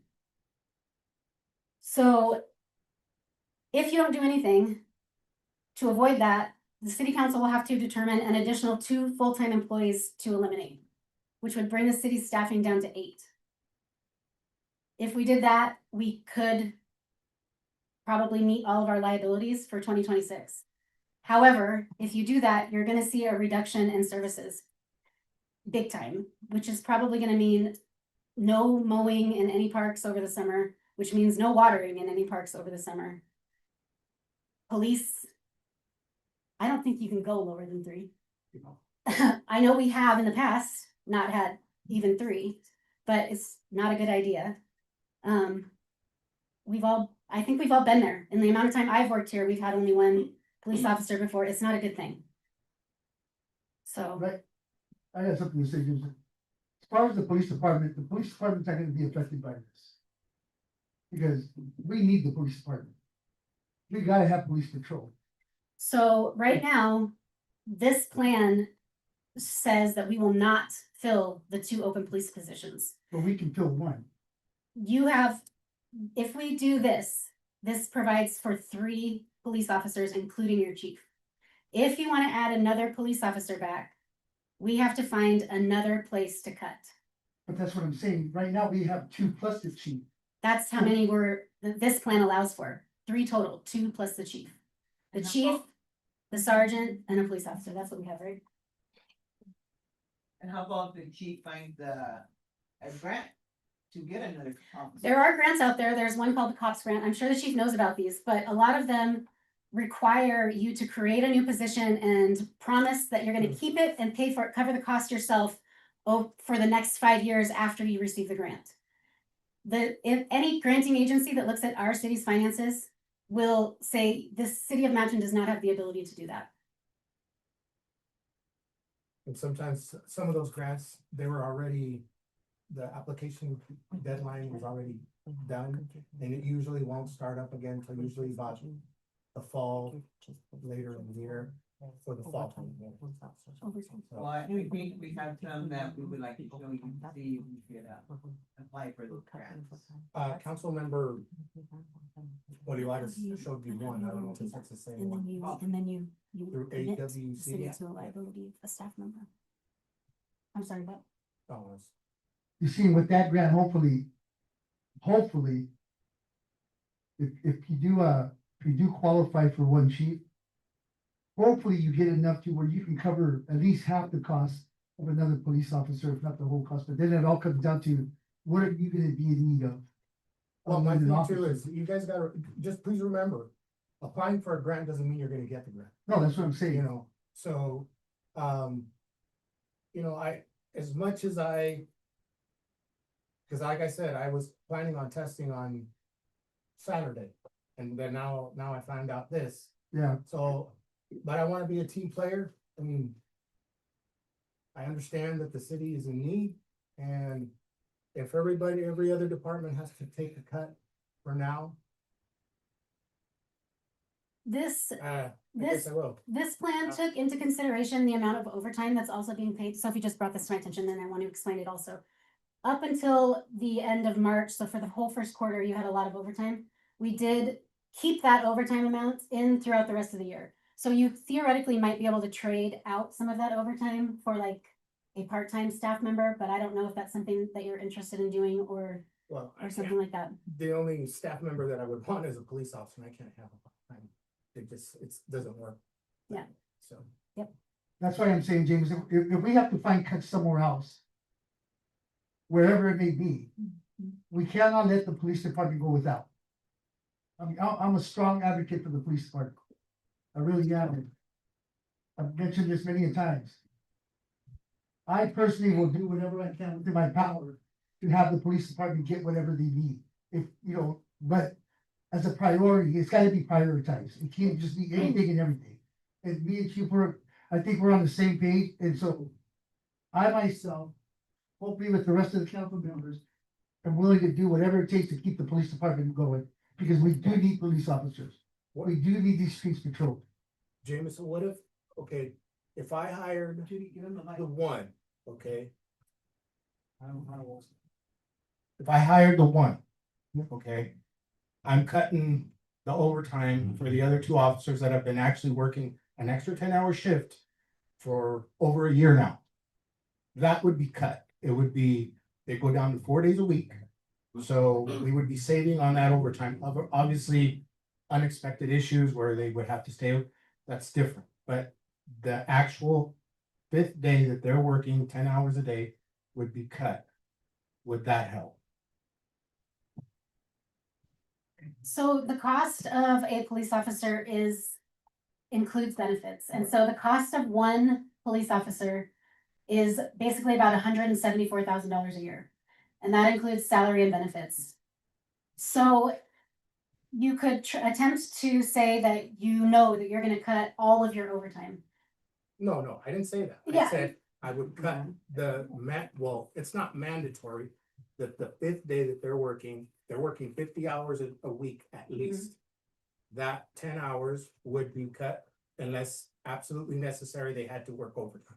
I didn't specifically look at how much overtime costs in and of itself outside of salaries were for the first quarter, so I can get that answer for you though.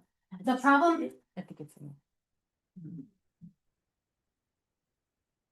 the one thing to consider when you're thinking about this though, is that committing to an employee means that you have to pay that employee for as long as you employ them regardless, and you sometimes can't control your overtime costs. And No. so when you get to the end of the year, But I can control the mandatory 10 hours that they've been working. That I can't control. unless an emergency happens and you have to call people in. Yeah, but it's not gonna be on a weekly basis. Like I said, they've been working 5 days a week for over a year now. Yeah. That's 50 hours. I can guarantee you it won't be that.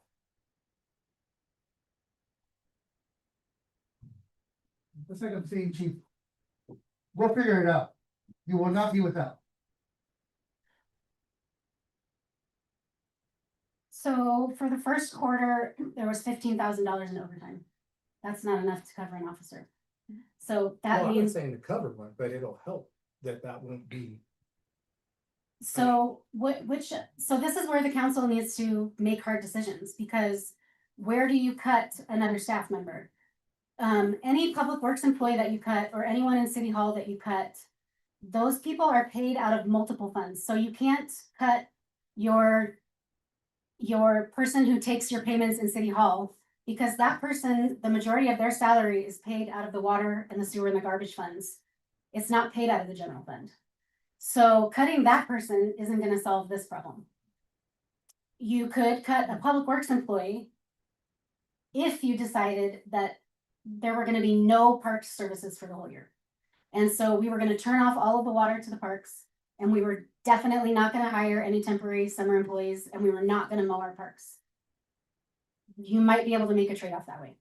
Like I said, I'm wanting to be a team player. If it can't be that we get this fourth officer right now, then we'll just have to wait. But the community's gonna have to be patient. We'll eventually hopefully get there. You know, I don't want anybody else to lose their position. So The good news too is that, well, we call it a budget diet, and we can consider ourselves on a budget diet right now, right? We know that right now we can't afford this, but we also plan to reevaluate as often as we can. If and when we get to the point where we've replenished our reserves and we're getting towards the end of the year and we're like, this problem is solved. We were able to get it worked out, or city found some money, that's an ongoing conversation that will happen. But like I said, this is the actual decision comes down to the 6 individuals that are sitting up there. Jameson, I have a question. So this proposed thing is not hiring filling those positions and not raising the rate at all. No, it's No. raising the rates and not filling the positions. Not filling. Correct. Are we off now or no? Not yet. Not yet. I'll let you know when. Almost Hey, there. Jameson, what makes you think that by doing all this right here, what makes you think that that the park won't get mowed, the park won't get watered, the streets will be whatever, the crosswalk will be repainted? Because who is gonna do it? If we get rid of another public works employee, we have 4 public works employees that are responsible for patching potholes, Oh. mowing parks, making sure that your water services are on, reading the water meters, working at the wastewater treatment plant. We're required to have 1 full-time person out at the wastewater treatment plant all day long, every day. So in reality, we only have 3 employees actually that are doing all of those other things. And so if we lose one of them, then that's only 2 employees doing all those other things. So we can't create more hours in a day for them to work.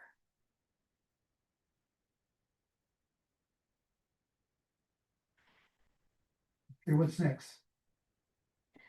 That's the next 4 or 5 items on your agenda for the study session are the proposed ordinances that do exactly what we just talked about in regards to the rates and the utility tax. So they were reviewed by Drew. If the council elects to make the changes tonight, you have the ordinances available in order to make that happen.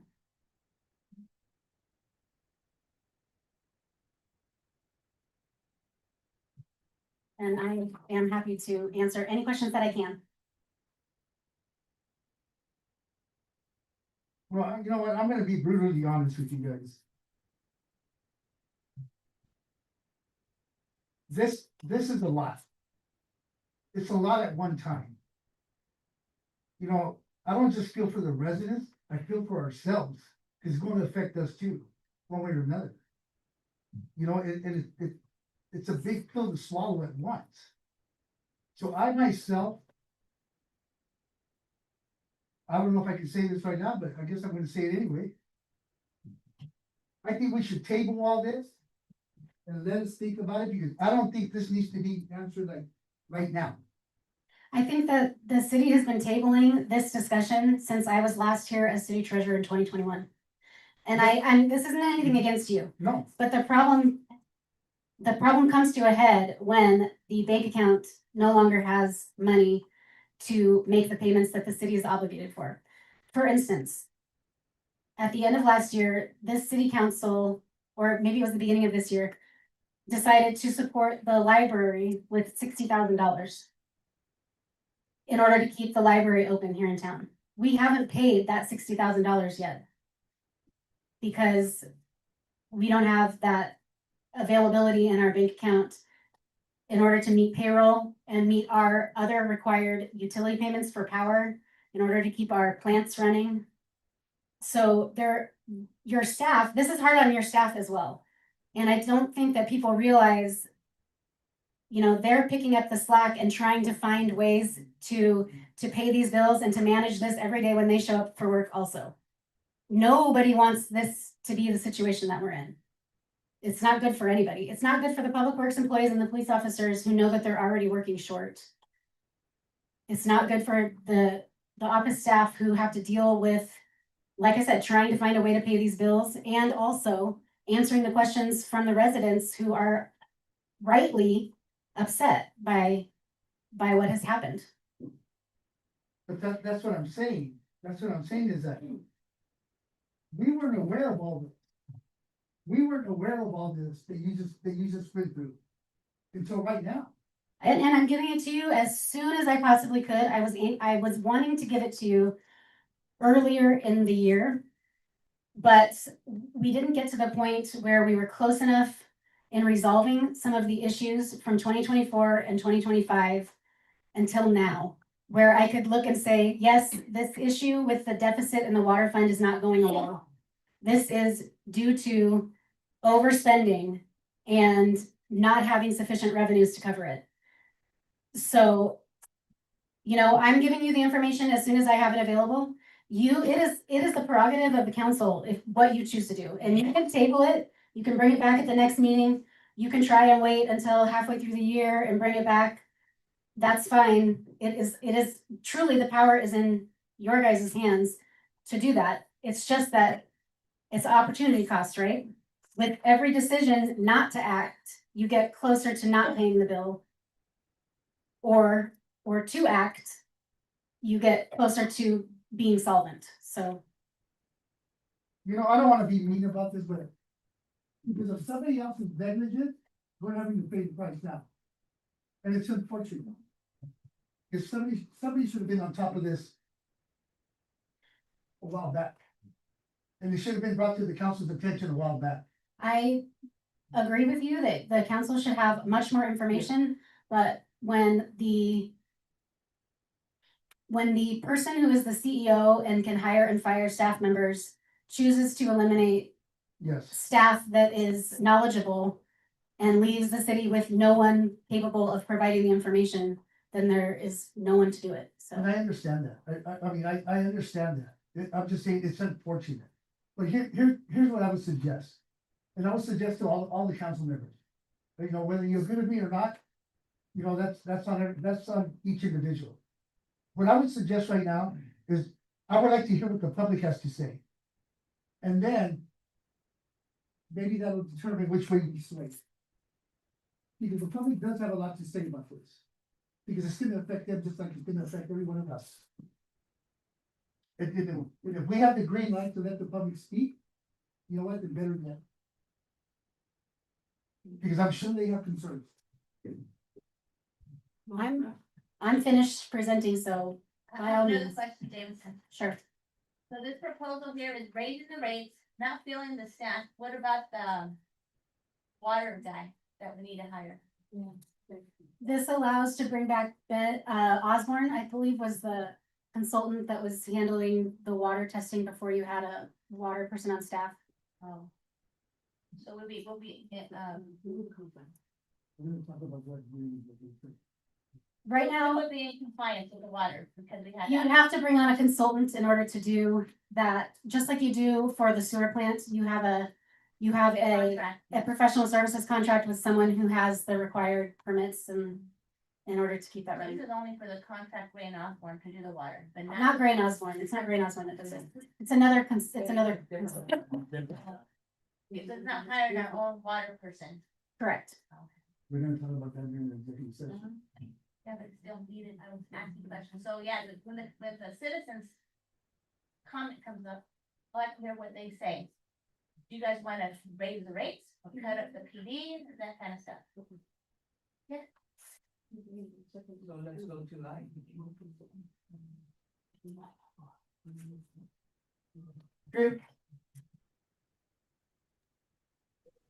So Mayor, if it's the intention of council to rearrange the schedule to take visitor comments now on this point, you can do that. The appropriate way to do that would be to suspend the rules for that purpose. All you need is a motion to suspend the rules for the purpose of allowing visitor comments at this junction.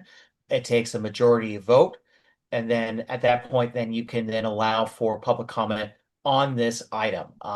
And you can narrow it to say you're only taking public comment at this time on this on this item, and then leave any visitor comments for anything else on the agenda back in its appropriate space. Can we make a motion or? Yes.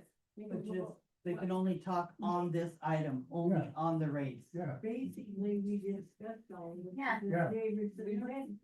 That's what I said. So this, these are already been covered, Yeah. actually by your.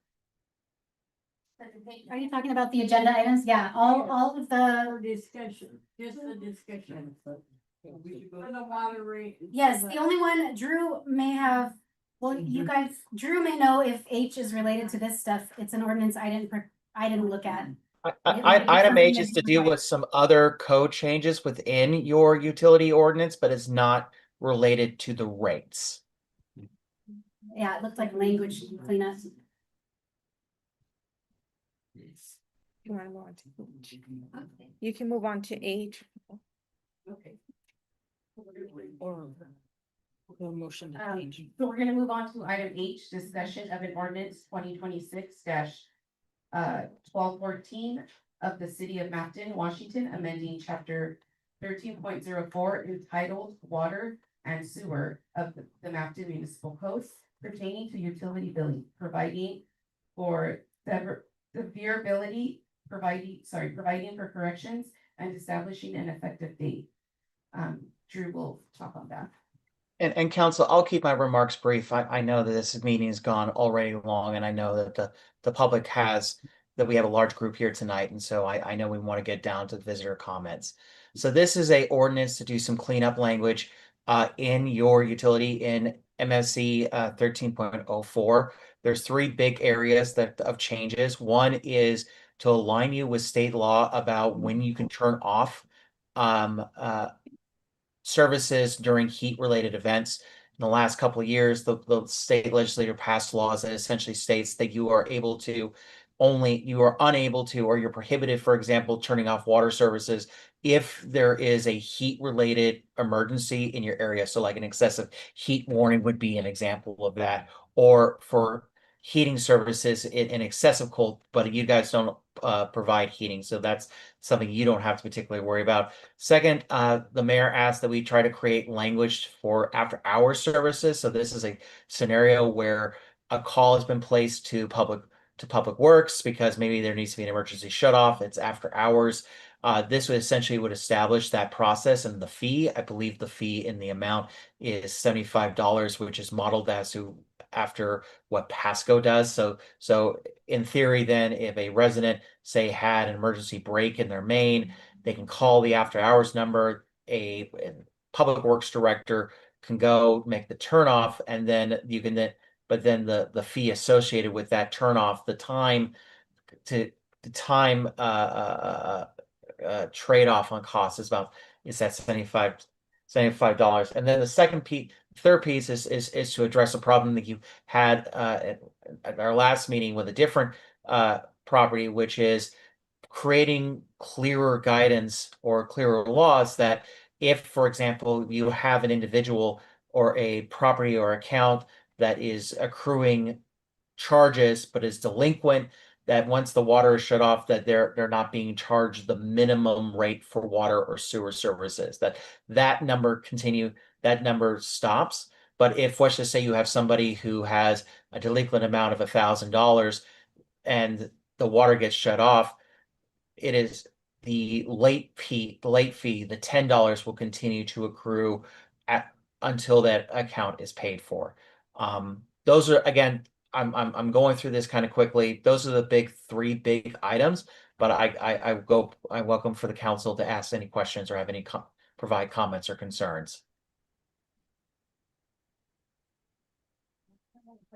Did I hear right, the fee for emergency after hours is $75, not 30? That's what it's. What I read is 75 or 30? It was 30. It used to be 30, now you wanna raise it to 75?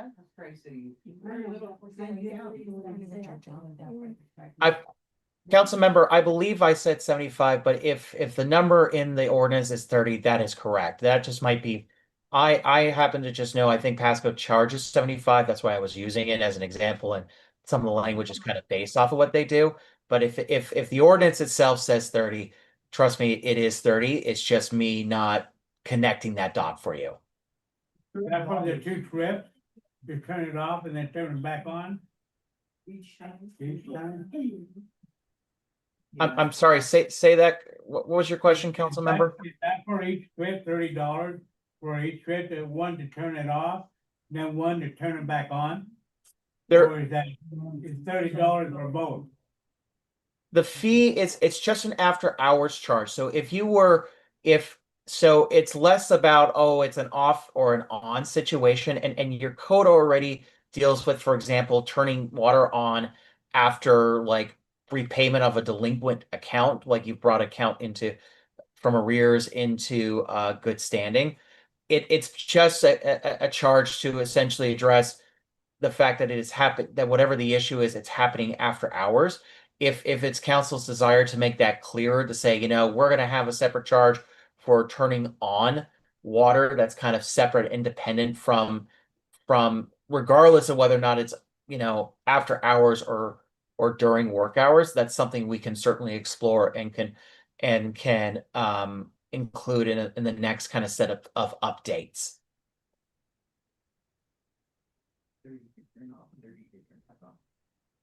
In emergencies. Yeah. So that's that's a flat fee of $30. We're not gonna get charged an additional 15 to turn it back on top of the 30, are you? That's what I was asking. Yeah. That's what I was saying. I always thought it was 30 to turn it off, 30 to turn it back on. In case of after hours is $30, but you turn it off is 15. To turn it back on is another 15. Yeah, so. That's how 30. No, but that's what I'm saying. If we have a bill that we haven't paid, they come out and turn it off, that's not our charge. Just to turn it back on is our charge. It's our charge, from what I understand. Oh, really? See, that's the question. You're gonna, after hours, you're gonna get charged $30.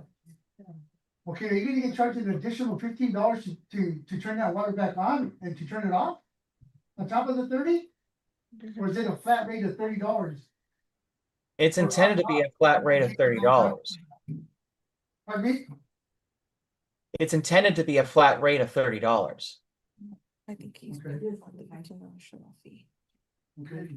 And if that's not clear or we want to change that, I'm happy to take it back and to continue to work on it and present an updated draft for your consideration.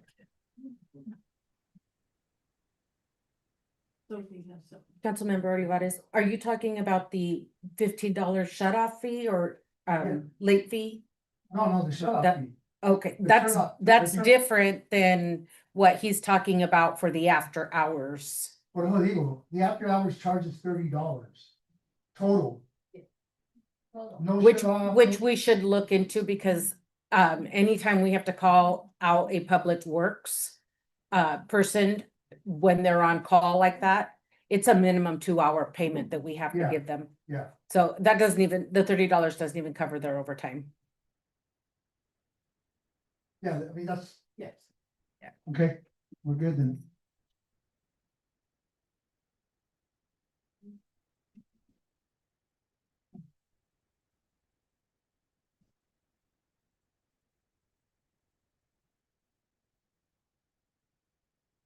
No. Aye. So, okay,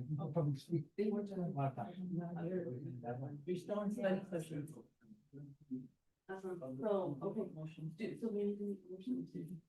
I would like to make a motion to let the public speak, I'll say. now that we're done with the study session. I'll say. We're not saying that, but. Oh, no, yeah, Yeah.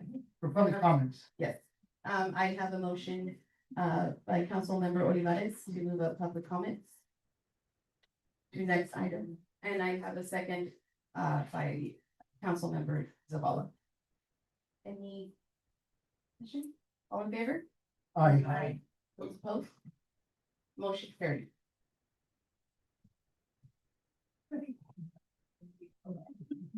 My name is Andy, I'm from 304 Fifth Avenue. And I believe it shouldn't get approved.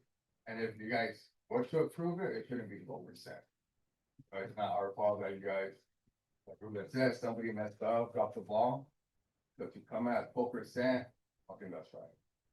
Maybe, whatever, 2% or 3%. Like I said, I don't know if that's a number or not. But I think there's ways, if you guys,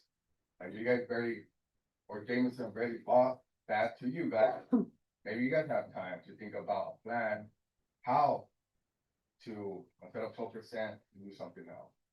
And like Jameson said, like, how is it we cannot afford nothing? We've been doing it for the past years. I know we always fear, Mappin don't have no money, Mappin don't have no money, but we're still running them. We've been running. And she can't be saying, oh, the grass is not gonna get cut. The water's not gonna get water. That don't make no sense.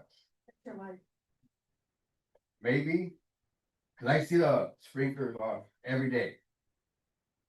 For hours. Let's cut that. We don't need to cut the grass every 2-3 days. We don't. If the public works have nothing else to do, then we got a problem. Like, we do got a problem. There's a job position open at the city clerk, I think that's what she said. We don't need it. I think those 3 are fine. We don't need to spend more money than we don't need to. We don't have a lot of jobs, it's a small city. For example, right now, if Jameson doing Sophie's job right now, or what, why is she here? Is she helping Sophie out? Isn't that we're paying 2 for 1? That's what I believe. That's what my concern. So maybe keep 1. If Sophie can't do it, bring back Jameson. If Jameson still can't train Sophie or training Sophie, we can't pay. So that's another budget. How much are we spending for Jameson right now? Right? How much are we spending? We can't save that. There's a lot of ways we could do. I'm not the bad guy, but trust me, I'm not dumb and I am smart. But like I said, it's up to the councils to decide. The CEO Mappin to decide. We all see things. Trust me, I see things. But I'm not your guys' boss. I'm not gonna run the show. If we have to let go by her saying, Jameson, if we don't, because that kind of sounds like pressuring the council.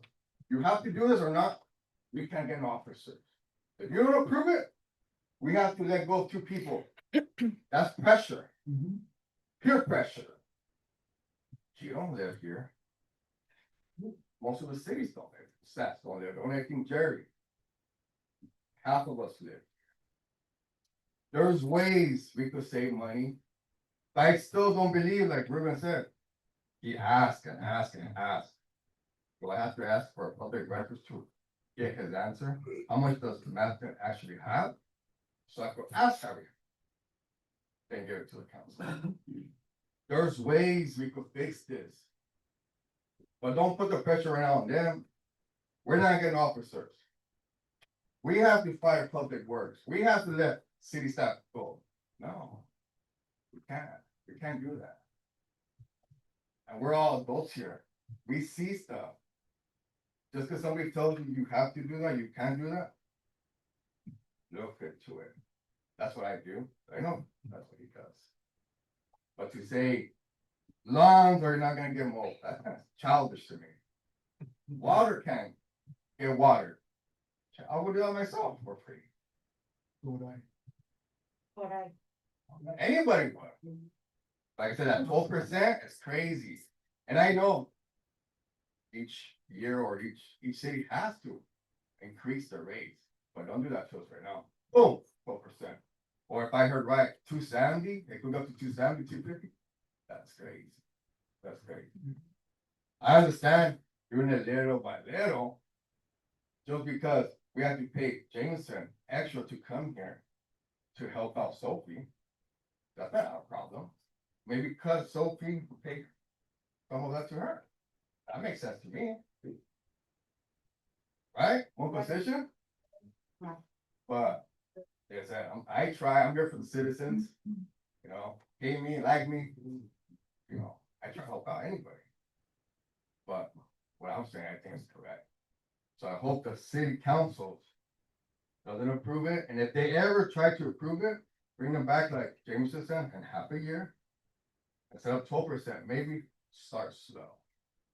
That's all I have to say. Thank you.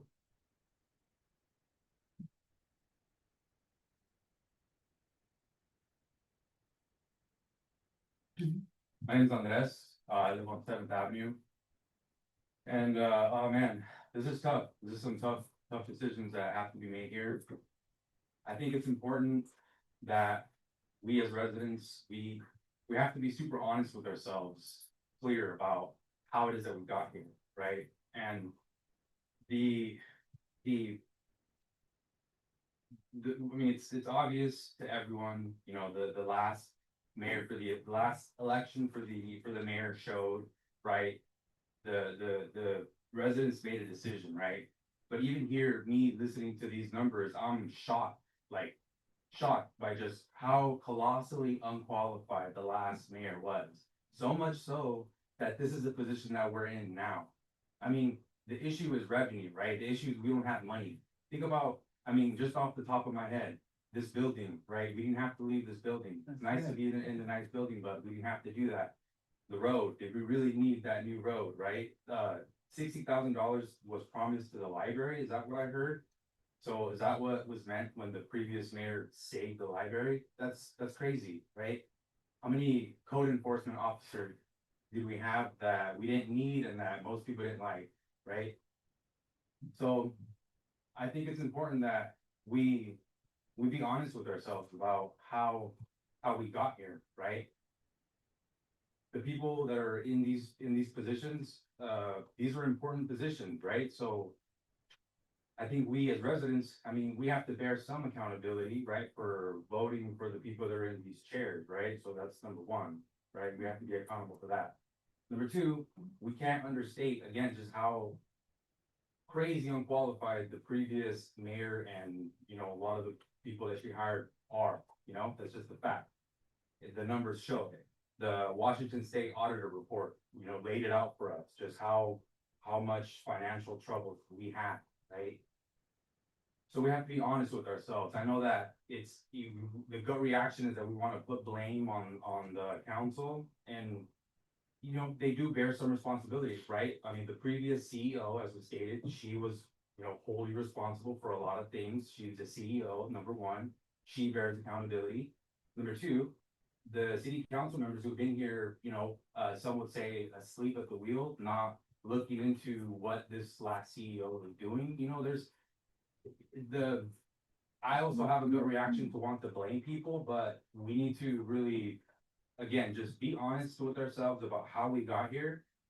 Take some accountability, you know, ourselves as citizens, you know, we have to put these people in power.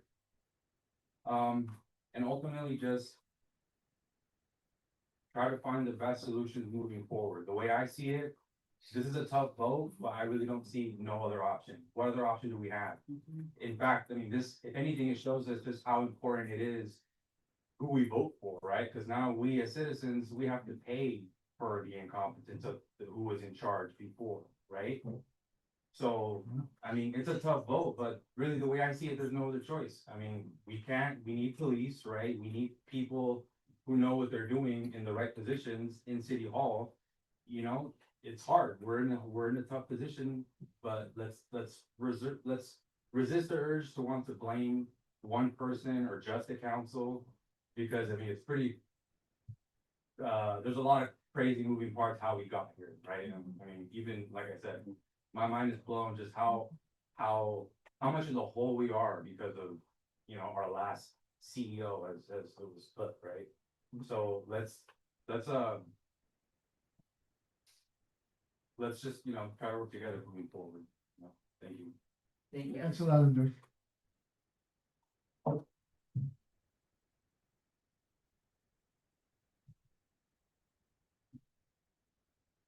Hello, my name is Laura Vasquez and I live at 516 Maple. I've been sitting for 4 years and watching what the council and the previous mayor have done to our city. And it really upsets me because we really did work hard previously to bring us up where we needed to be, and we was very much on track for that. It upsets me that the council didn't ask these questions. Most of these council members know that we do, you know, an increase every 2-3 years, and nobody brought that up. Our treasurer didn't bring that up. Our treasurer is the one that should be saying that. Our city clerk is the one that should be telling us, hey, this hasn't been done. We need to bring this to council. Because they didn't, we are in this position. Now, you know, we all pay water bills. We all know I don't drink my water. I don't even cook with my water. Half the time I can't even shower in the morning. It smells so awful. I have to shower at night. I don't shower. I don't like that. I like showering in the morning. And it's so bad you can't. I don't want to raise, but it has to be done, people. We will go bankrupt. Right now, it's like this. You have a job. You pay out $3,000 a month, right? You have some savings here, but you lose your job. You still have that $3,000 you have to pay. So you take it from your savings, right? Cool. But what's happening is we've been taking from our savings for so long, we don't have no more savings. So now how do you pay $3,000 bills? You don't? Foreclose, shut water. We can't have that happen to the city. It is really everybody's fault for not coming in and I mean, one thing I feel you can do is move out of City Hall this month. Move out. We should have never moved in there. Council should have never approved that. That is nothing but taking money out of our water, out of our everything. That should have never been done. If we was to move out of that City Hall and back into here and shut off every single thing over there, the water, the guard, everything, right? How much would that save us every single month?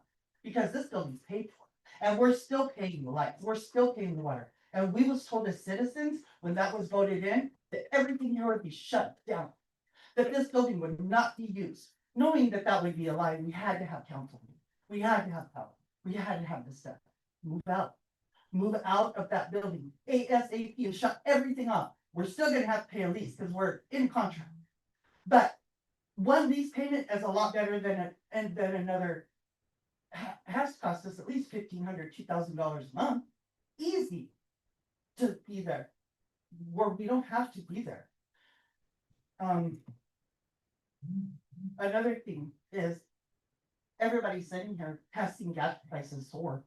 You've seen going into Walmart, you used to be able to buy a gallon of milk for $1.99. Now it's $3.50. Okay? $5.49. Up to $5, right? So where do you think that the city is getting this money if they're not getting it from us? Where do you think it's gonna come from? Cities can't get grants like that. Hey, we're behind schedule. We need $500,000 to bail us out. It's not the way it works. It's not the way it works. If we're in that bad of shape, I heard the other day off of the internet, right? That one of the reasons that our water guy quit was because he couldn't buy a gallon of paint. There wasn't enough money. That's what's being said online. There wasn't enough money for paint. So that's one of the reasons he quit. Did you get a new desk? How could we not buy paint and buy you a desk? Because, I pay for my desk. I okay, didn't use city funds for any of my stuff in my office. I pay for it personally. that's good to know, because it's a big rumor. No, It's a yes, huge thing, yes. right? And I'm at my house thinking, if we can't buy paint, how can she buy a desk? Because in this office, we have very nice desks. And I just, no, yes, and I just wanted to, just since we're on topic, just clarify that it wasn't that he couldn't buy the paint. It was that at that time, you know, Sophie wanted just, I'm sorry, I'm going into your time, but it, you know, if expenses to go through her just to make sure like, hey, you know, this is what we need to get. But it wasn't that he could never, I myself told him, you can, it's not that you can't buy the paint, go ahead and go buy it. He just was like, no, it's fine. I mean, so I just wanted to make it clear, it wasn't that he couldn't buy the paint, or he was forbidden to buy the paint. But yes. You know, like Andy said, the pressure isn't on you. You guys are the ones that make the decisions for us. I voted you guys in to make good choices for me. Because I live here. I've lived here. I just want, and so the pressure is on you. It doesn't matter if people are mad at you. If we can't pay our bills, you need to be able to pay our bills. That's why you're here. You're here to pay our bills. And it's hard, and it's a rough seat to be in. But you wanted the seats, and this is what needs to happen. This should have been done every 2 years. Yes, somebody dropped the ball. Person is not standing in between or in this room that dropped the ball. But because they made that mistake, we have to pay for it. We have to. There is no way we can't. If we don't, we are gonna be in serious trouble. The city's in worse trouble than when I come in, and it was in bad trouble then. It's in worse trouble today. So as a city, we have to stay united. No more going to the pieces. No more having this person say this and that person say that. The truth is in this room. And if you can't come into this room and say it, then it shouldn't be said anywhere. And that's why I'm here today. Okay? Because we've got to get this in order. I've been coming to these meetings since 1990 something. I stopped because I'm so frustrated with the crap that's happening in here. It's frustrating to me to watch it happen and not be able to do nothing as a citizen about it. So we've got to do something. We lived with 3 cops for a really long time. We was at 0 overtime with those 3 cops. Okay? We can live with 3 cops. City of Matthew can live with 3 cops. They're good cops. I see them patrolling all the time. Will they catch every single person? No. Who catches every person? But we have to be here and we have to pay our bills. And what Jameson's saying about having that 15% or 17%, when we do our audits and we don't have it, we're fined for that. So it's not just that, it's a fine on top of it for not having what they say we're supposed to have. Money's coming out everywhere. We're hemorrhaging. We've got to rein it in. And I don't want to pay more. Shoot, my water bills are like $3.50 and there's 2 of us. Right? But if you have to, you have to. Because we gotta live here. And we won't get grant money if we apply for grant money and they come in and they look, well, happens in the ringers. They can't pay what they have now. We can't give them anything. Or their grant funding isn't correct because it hasn't been done in the last 4 years. One thing that was asked about, sorry, no, so what I'd like to say is this needs to happen, whether everybody wants it or not. Thank you. Thank you. Mayor, it's just a reminder that your rules state that visitor comments can be limited to 5 minutes. And just out of respect for everyone who also wants to speak, that we make sure that we follow and adhere to that rule. Thank you. To adhere to the 5 minutes. Oh, sorry. I want to piggyback on what Andy, Andres, and Lori just got done saying. I want to reassure you, as the residents of Maplewood, But these meetings are not just for nothing. You all have a voice. Bring your voice to these council meetings. Say, let us know what your concerns are. Let us know what your issues are, or whatever you might see out there that concerns you or that you feel is a problem. Bring it to our attention so it can be addressed. Because everybody has eyes here.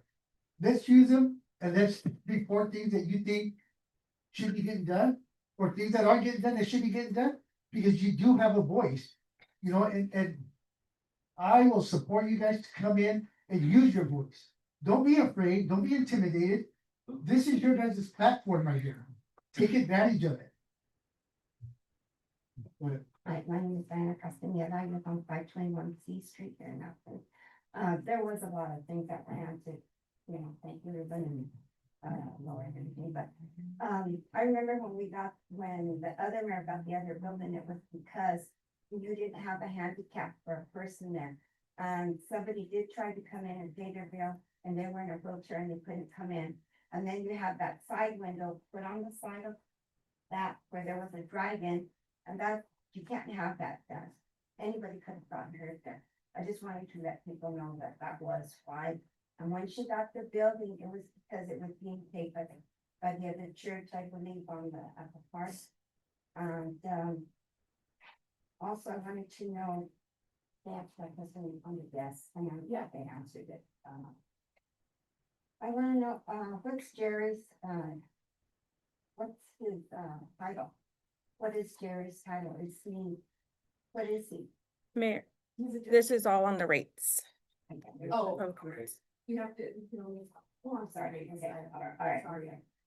Okay, well, the other thing was, like they had mentioned on Jameson and Sophie, if we cut the price, it would be nice to have one week. That would really help, and I'm sorry. I'm not being offensive with you guys or anything, but we really need this one week though, so we can try to catch up on. I know, it's a mess, I know it is. I'm being help. Okay, that's all I can say. Thank you, thank you.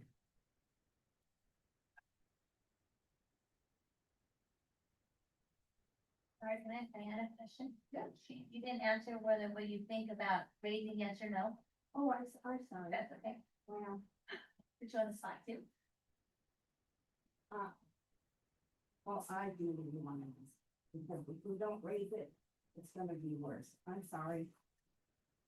It is gonna be worse. Yeah, thank you.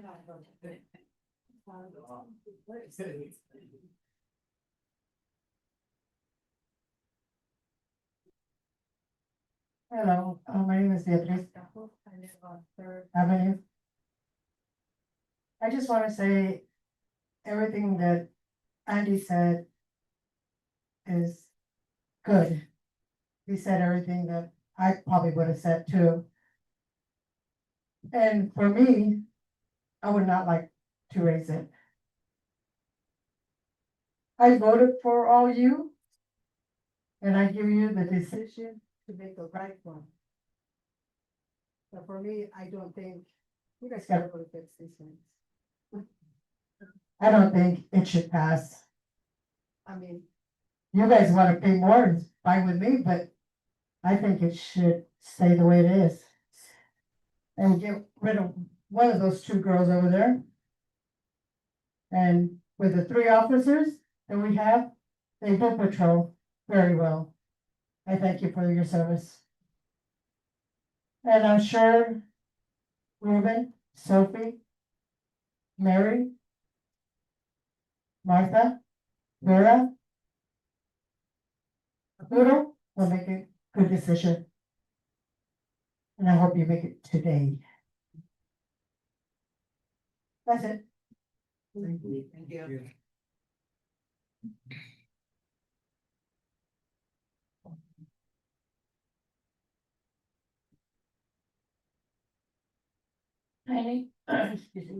My name is Rosa Martinez. I live at 414 Cedar Street. Regarding what we owe. I'm on a fixed income, but I know that when I owe a bill, I have to pay it. It has nothing to do with liking. It just has to be done. And it's not gonna get any better by putting it aside. It's only gonna get, worse. As for what was mentioned about the parks not being long or anything like that, I would say this is where you would ask the volunteers. I think there are a lot of people, including myself, that would be willing to, improve it. So, there are ways that, some of us citizens could, might be able to help. What else can we do? We owe the bill and we have to pay the bill. That's my opinion. Oh, and regarding the lady, I would say the lady in the red sweater seems to have the most experience. So I would go with a more experienced person. with that. Thank you.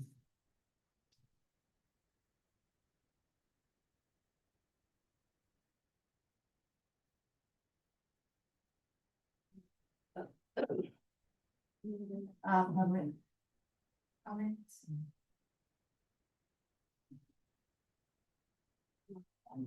Nobody online? Well. And $6,000. I would like to say that thank you very much for your comments. I appreciate it. I think that's, everything that everybody said. I think that fits the facility looker right there. So. Oh, yeah. Yeah, go ahead. Yeah, go ahead. No, go ahead. No, go ahead.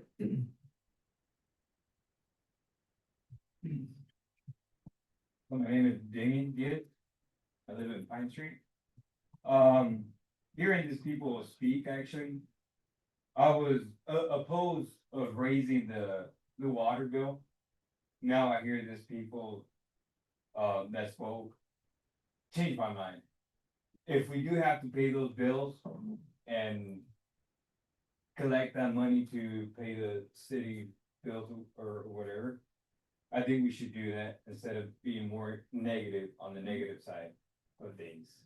The other thing would be, I believe each city department should have its own clearly report account. So residents can understand how much each department spends and how much they generate. That would help each department have their own account, so we can see how much it goes into that account and how much it goes out in that account. And let's see.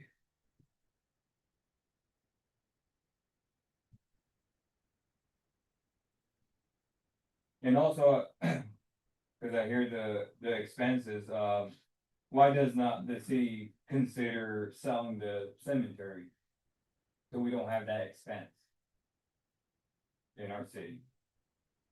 That's another option we can have and not spend more money in cemetery that we need to.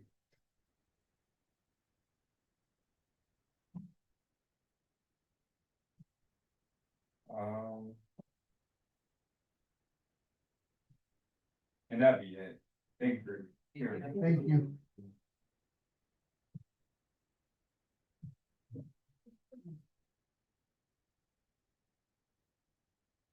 I think it's Maria Fernandez, yeah, I think it's an urgent deal we're having to go through right now, and just a little bit of a backstory, a couple years ago.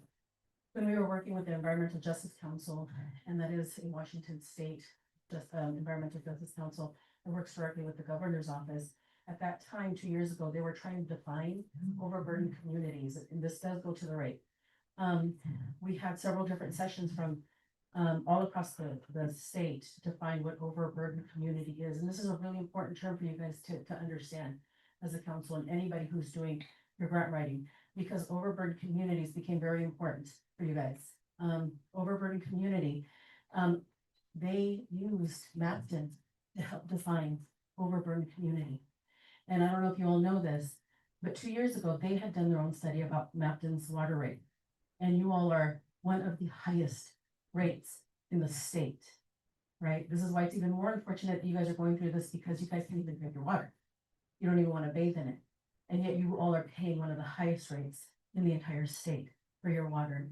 And Mapton was used as an example for overburdened communities. And so let me tell you why that term is incredibly important, because there are lots of grants tied to overburdened communities now. So if you are defined, and you all are literally defined as an overburdened community, you all qualify for several state grants based on that definition alone, right?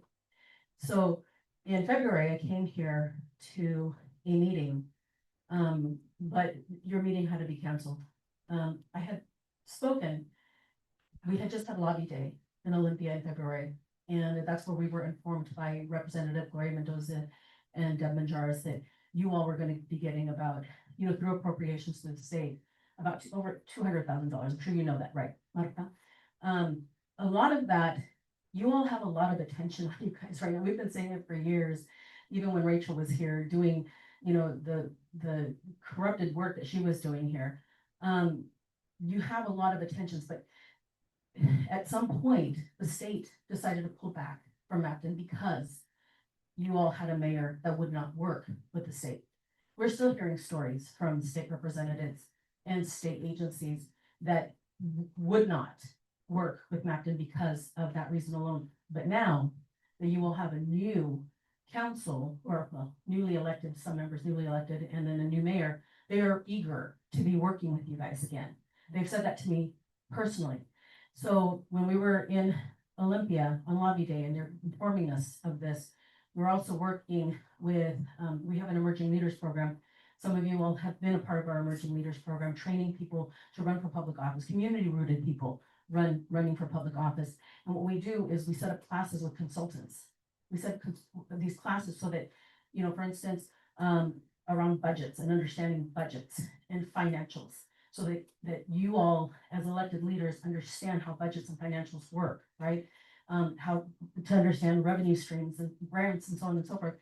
Part of our emerging leaders classes also includes working with lobbyists. And so I came in February to say, look, we want to set up, because I spoke to the lobbyists that we work with, right? This lobbyist is well known for bringing in funding through state appropriations, county appropriations, and federal appropriations. This gentleman was kind enough to say, I will consult initially, because he's still consulting, for free, just set up the meeting. So I came here, tried to basically inform you all that this person is really willing to sit down with you because he's heard of Mapton's story and he's a very successful consultant. And he's brought in millions into this area through federal appropriations, with federal appropriations to staff, state and county. And we tried to set up the meeting. We didn't have the meeting, but Martha, apparently you reached out to them and set up a meeting. And so, the other consultant that we work with is a communications consultant. He's an expert. He understands how jurisdictions should be working with the community to communicate what is happening in the city on a regular basis. And we've invited you all to those classes as well, because we're talking about communications being such an integral part of your public service, right, to your community. We haven't seen Mapton at the table, and yet these emerging leaders classes have been absolutely critical for electeds, and they've been absolutely helpful for electeds. And so communication is key. What also is key is innovation and creative thinking outside of your rates, So I want to work with you on bringing money into the city through federal and state appropriations. This particular consultant has actually told you, or has gotten a hold of you to say, you guys have, he wants to help you with a grant matrix, right? And I can speak on that. Yeah, but he hasn't heard back. So communication's being key. Okay, so actually, I will speak on that. Yes, I did meet with him. He was actually in DC when I had that Zoom with him. And he was supposed to let me know when he was back here in Washington, and so he hasn't. And also I have met with Representative Gloria Mendoza and Deb Majaris, and so we're, you know, they did say yes, that, you know, they are very happy to have been able to meet with Macton leader. And so we're in the works of having them come and do like an open forum with our residents. So, yeah. Any other public comment? You have someone online who would like to give their 5 minutes to Maria. To who? To Maria Fernandez. You have someone online who's willing to give their 5 minutes. That there's somebody online that wanted to give my back for 5 minutes? No, that was it. That's all I wanted to say. The whole point of what I was trying to say is those sort of efforts should be communicated with the community. They deserve to know what efforts you're making outside of this rate to bring money into the city, because people are eager to work with them. We know that firsthand. That's why Deb talks to us, that's why Gloria talks to us. You know, it was because of the spotlight that we put on Macton that people are reaching out and want to help. Martha, can I say something really quick? I completely agree that there is a lot of money out there, especially for overburdened communities, which is one of the reasons why the water rate is so important, because this city received, I think $750,000 from the USDA, the United States Department of Agriculture, back in the mid-teens, and to put in well 6, which never ended up producing. But based on the parameters of that funding that we got, we also have to maintain a certain amount of reserves. And we are in violation of that agreement with USDA right now. And so we don't want them to come in and tell us that instead of having 40 years to pay this money back, that we need to somehow come up with the $600,000 outstanding right now. And when other funding agencies find out that we're violating these funding agreements that we already have, it makes it more difficult for us to take advantage of the funding opportunities that are out there.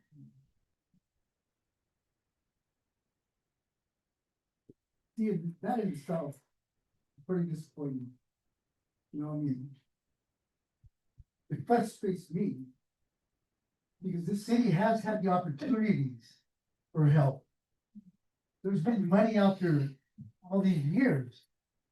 That people just don't take the time or do the work to reach out for that help.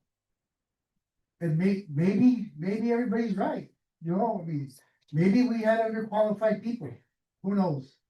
But then again, as of right now, it's water under the bridge and there ain't a damn thing we can do about it. Also that there has been those of us who have offered to help. Yeah. But then you get comments like this where it's like, oh, just get her off, get her off. There have been people who have been begging to help you all. And we're chased out of here because we're not residents, or we supposedly got our own agenda. When our agenda was like, we've never taken a penny from Macton, we've only ever tried to give. We've had help offered. And it was denied. For whatever reasons. And that's unfortunate because maybe a couple of years back when that help was offered, maybe we wouldn't be in such a mess that we're in right now.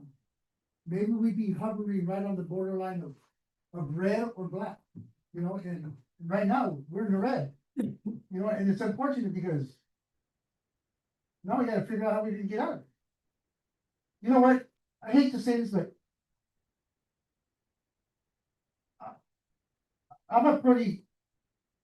I say things the way I say it. You know, right now I'm biting my tongue. But the thing about it is that if this city doesn't get its act together, and doesn't get its act together soon, it's gonna be taken over. And more likely, it's gonna be taken over by the county. And then what? And then what's gonna happen? And do we really want that? I don't. I've been here all my life. I don't want that. We can't afford that. You know, because then we're gonna lose a lot of things. And that would be very unfortunate for people that like this town, that love this town. You know, and that's what I'm saying, we gotta figure out a way to make this work. I have confidence that us as a council, it's doable. But we have to sit down and look at numbers, figure things out. If we have to make drastic cuts somewhere, then that's what we're gonna have to do. I mean, that's just the way it is.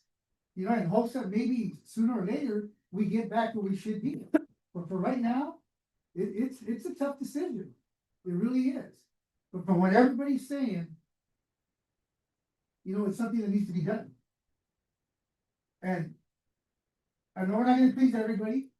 It's unfortunate, but you know what? That's life. You know, we gotta get out of the situation that we're in and we gotta do what we gotta do. So I myself, I would, if we're gonna vote on this now, or in a little while, okay, then I would like to say that thank you very much for your input. It means a lot. It made me make up my mind on what I'm gonna decide.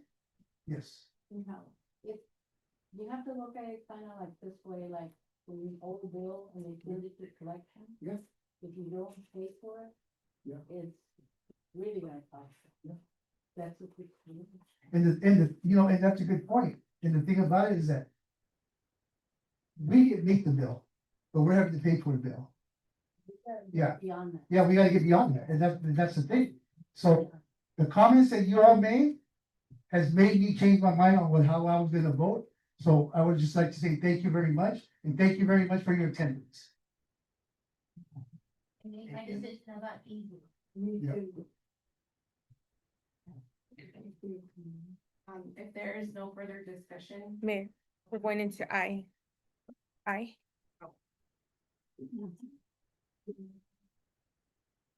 we are moving on to item I, discussion on the approval. Thank you guys. Moving on to item I, discussion on the approval of resolution 2026-20, a resolution of the city of Mountain authorizing the purchase of a body worn camera system and approving 5-year agreement for equipment software services. And now I will turn it over to Chief Soto.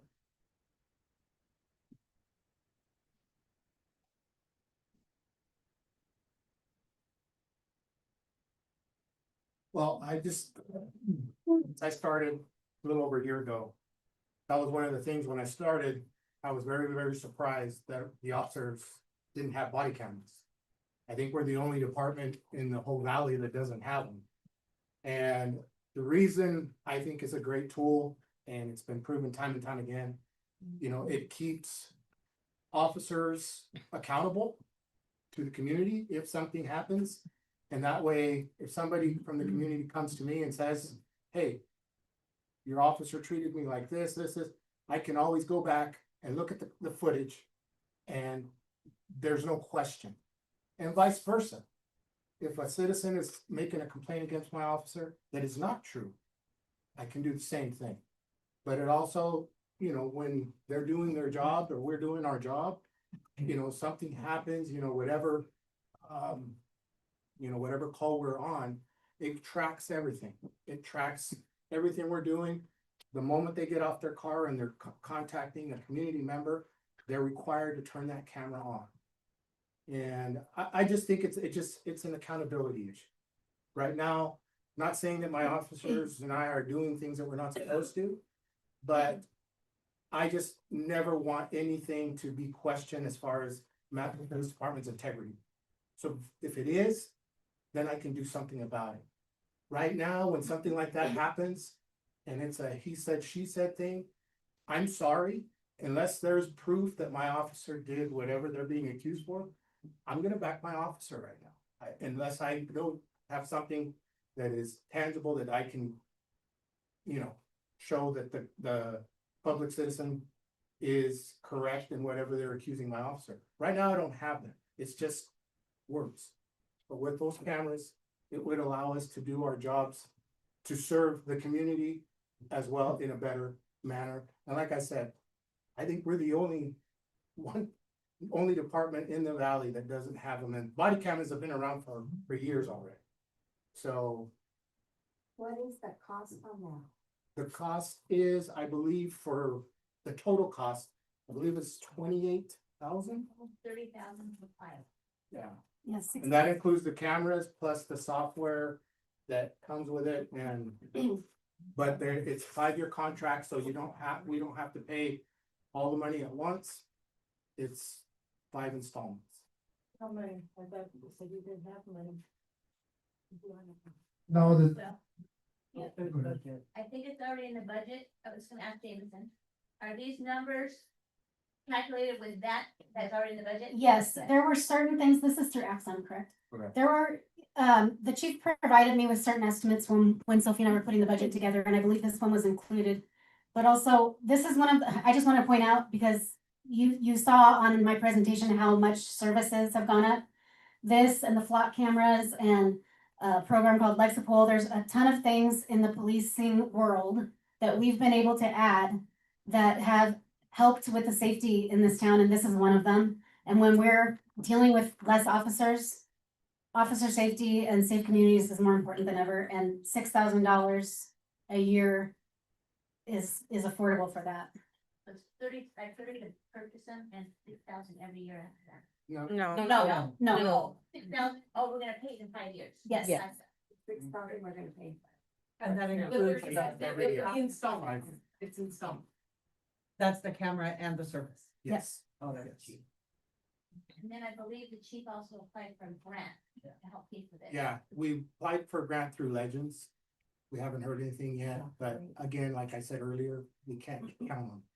We hope, cross our fingers, but because we also put in for tasers, because that's one thing also we don't have. Which, you know, people would say, well, why would you want to take, you want to be tasing people? Well, it's not about that. It's, we want one more tool that's non-lethal. And then, God forbid, this is the last resort, but it gives us one more tool. So if a camera breaks, how much it costs to replace? To be honest with you, I don't know that right now. I don't know how much it costs to replace just the camera itself. That is minimal compared to the software that has to be used to. I'm saying, cause I'm pretty sure it won't happen, Oh, yeah, so. yeah, I'm just and like I curious to said, know. I don't know exactly, I don't wanna give you a number and just, but. The cost of the camera is minimal compared to the software that comes with it. But I would assume that they'd be insured. Yeah, we can insure those. Yeah.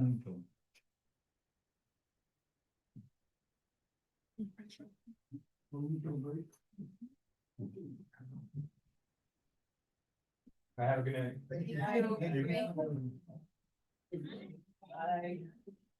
Thank you. There was nothing, the actual meeting will go by really fast. Yes, we are. We're not done. Yeah. Thank you though for coming. Moving on to old business, item A, discussion on approval of resolution 2026-19, a resolution of the city of Mapleton, Washington, authorizing a lease agreement for the city-owned building located at 406 Washington Street. Does the council have any questions or concerns? Just for reference, that is the church, not Washington. Oh, it's in Oh, so did you upper it? Because we had said from 900 to 1,000, and I think it's 1,100. I thought we agreed on 900. Did we agree on 900? It was from 900 to 1,000. We didn't agree. We didn't? We didn't vote. This is just a draft. Yeah. If you guys want to move it down, we can do that. No, we can do that. See, that's not me. So. It's Well, just they- that, I went with is there a her, contract? so I met with her, she looked at it. Did she come back to have her husband look? Okay, and so. I said 1,100 and she was, okay, so, I mean, who was it? She's like fairly new, like, I think she's only been here like 3 years, like, she moved here. doing? A church, a church. Mhm. Yeah, She lives here. she lives here, yeah. Did you talk to her about, The whole, like, kind of. grades or whatever? Did she agree to it all? Everything's on. Yeah. I don't know if I have the right one or the wrong one, I got two, I got two of them over the week. I got the old one. So, But it's not that one, don't have these. okay, I know, I saw it. Okay, so if there is no further business, I will adjourn this, meeting, this study session starting at 9:04. 9:04, 9:04.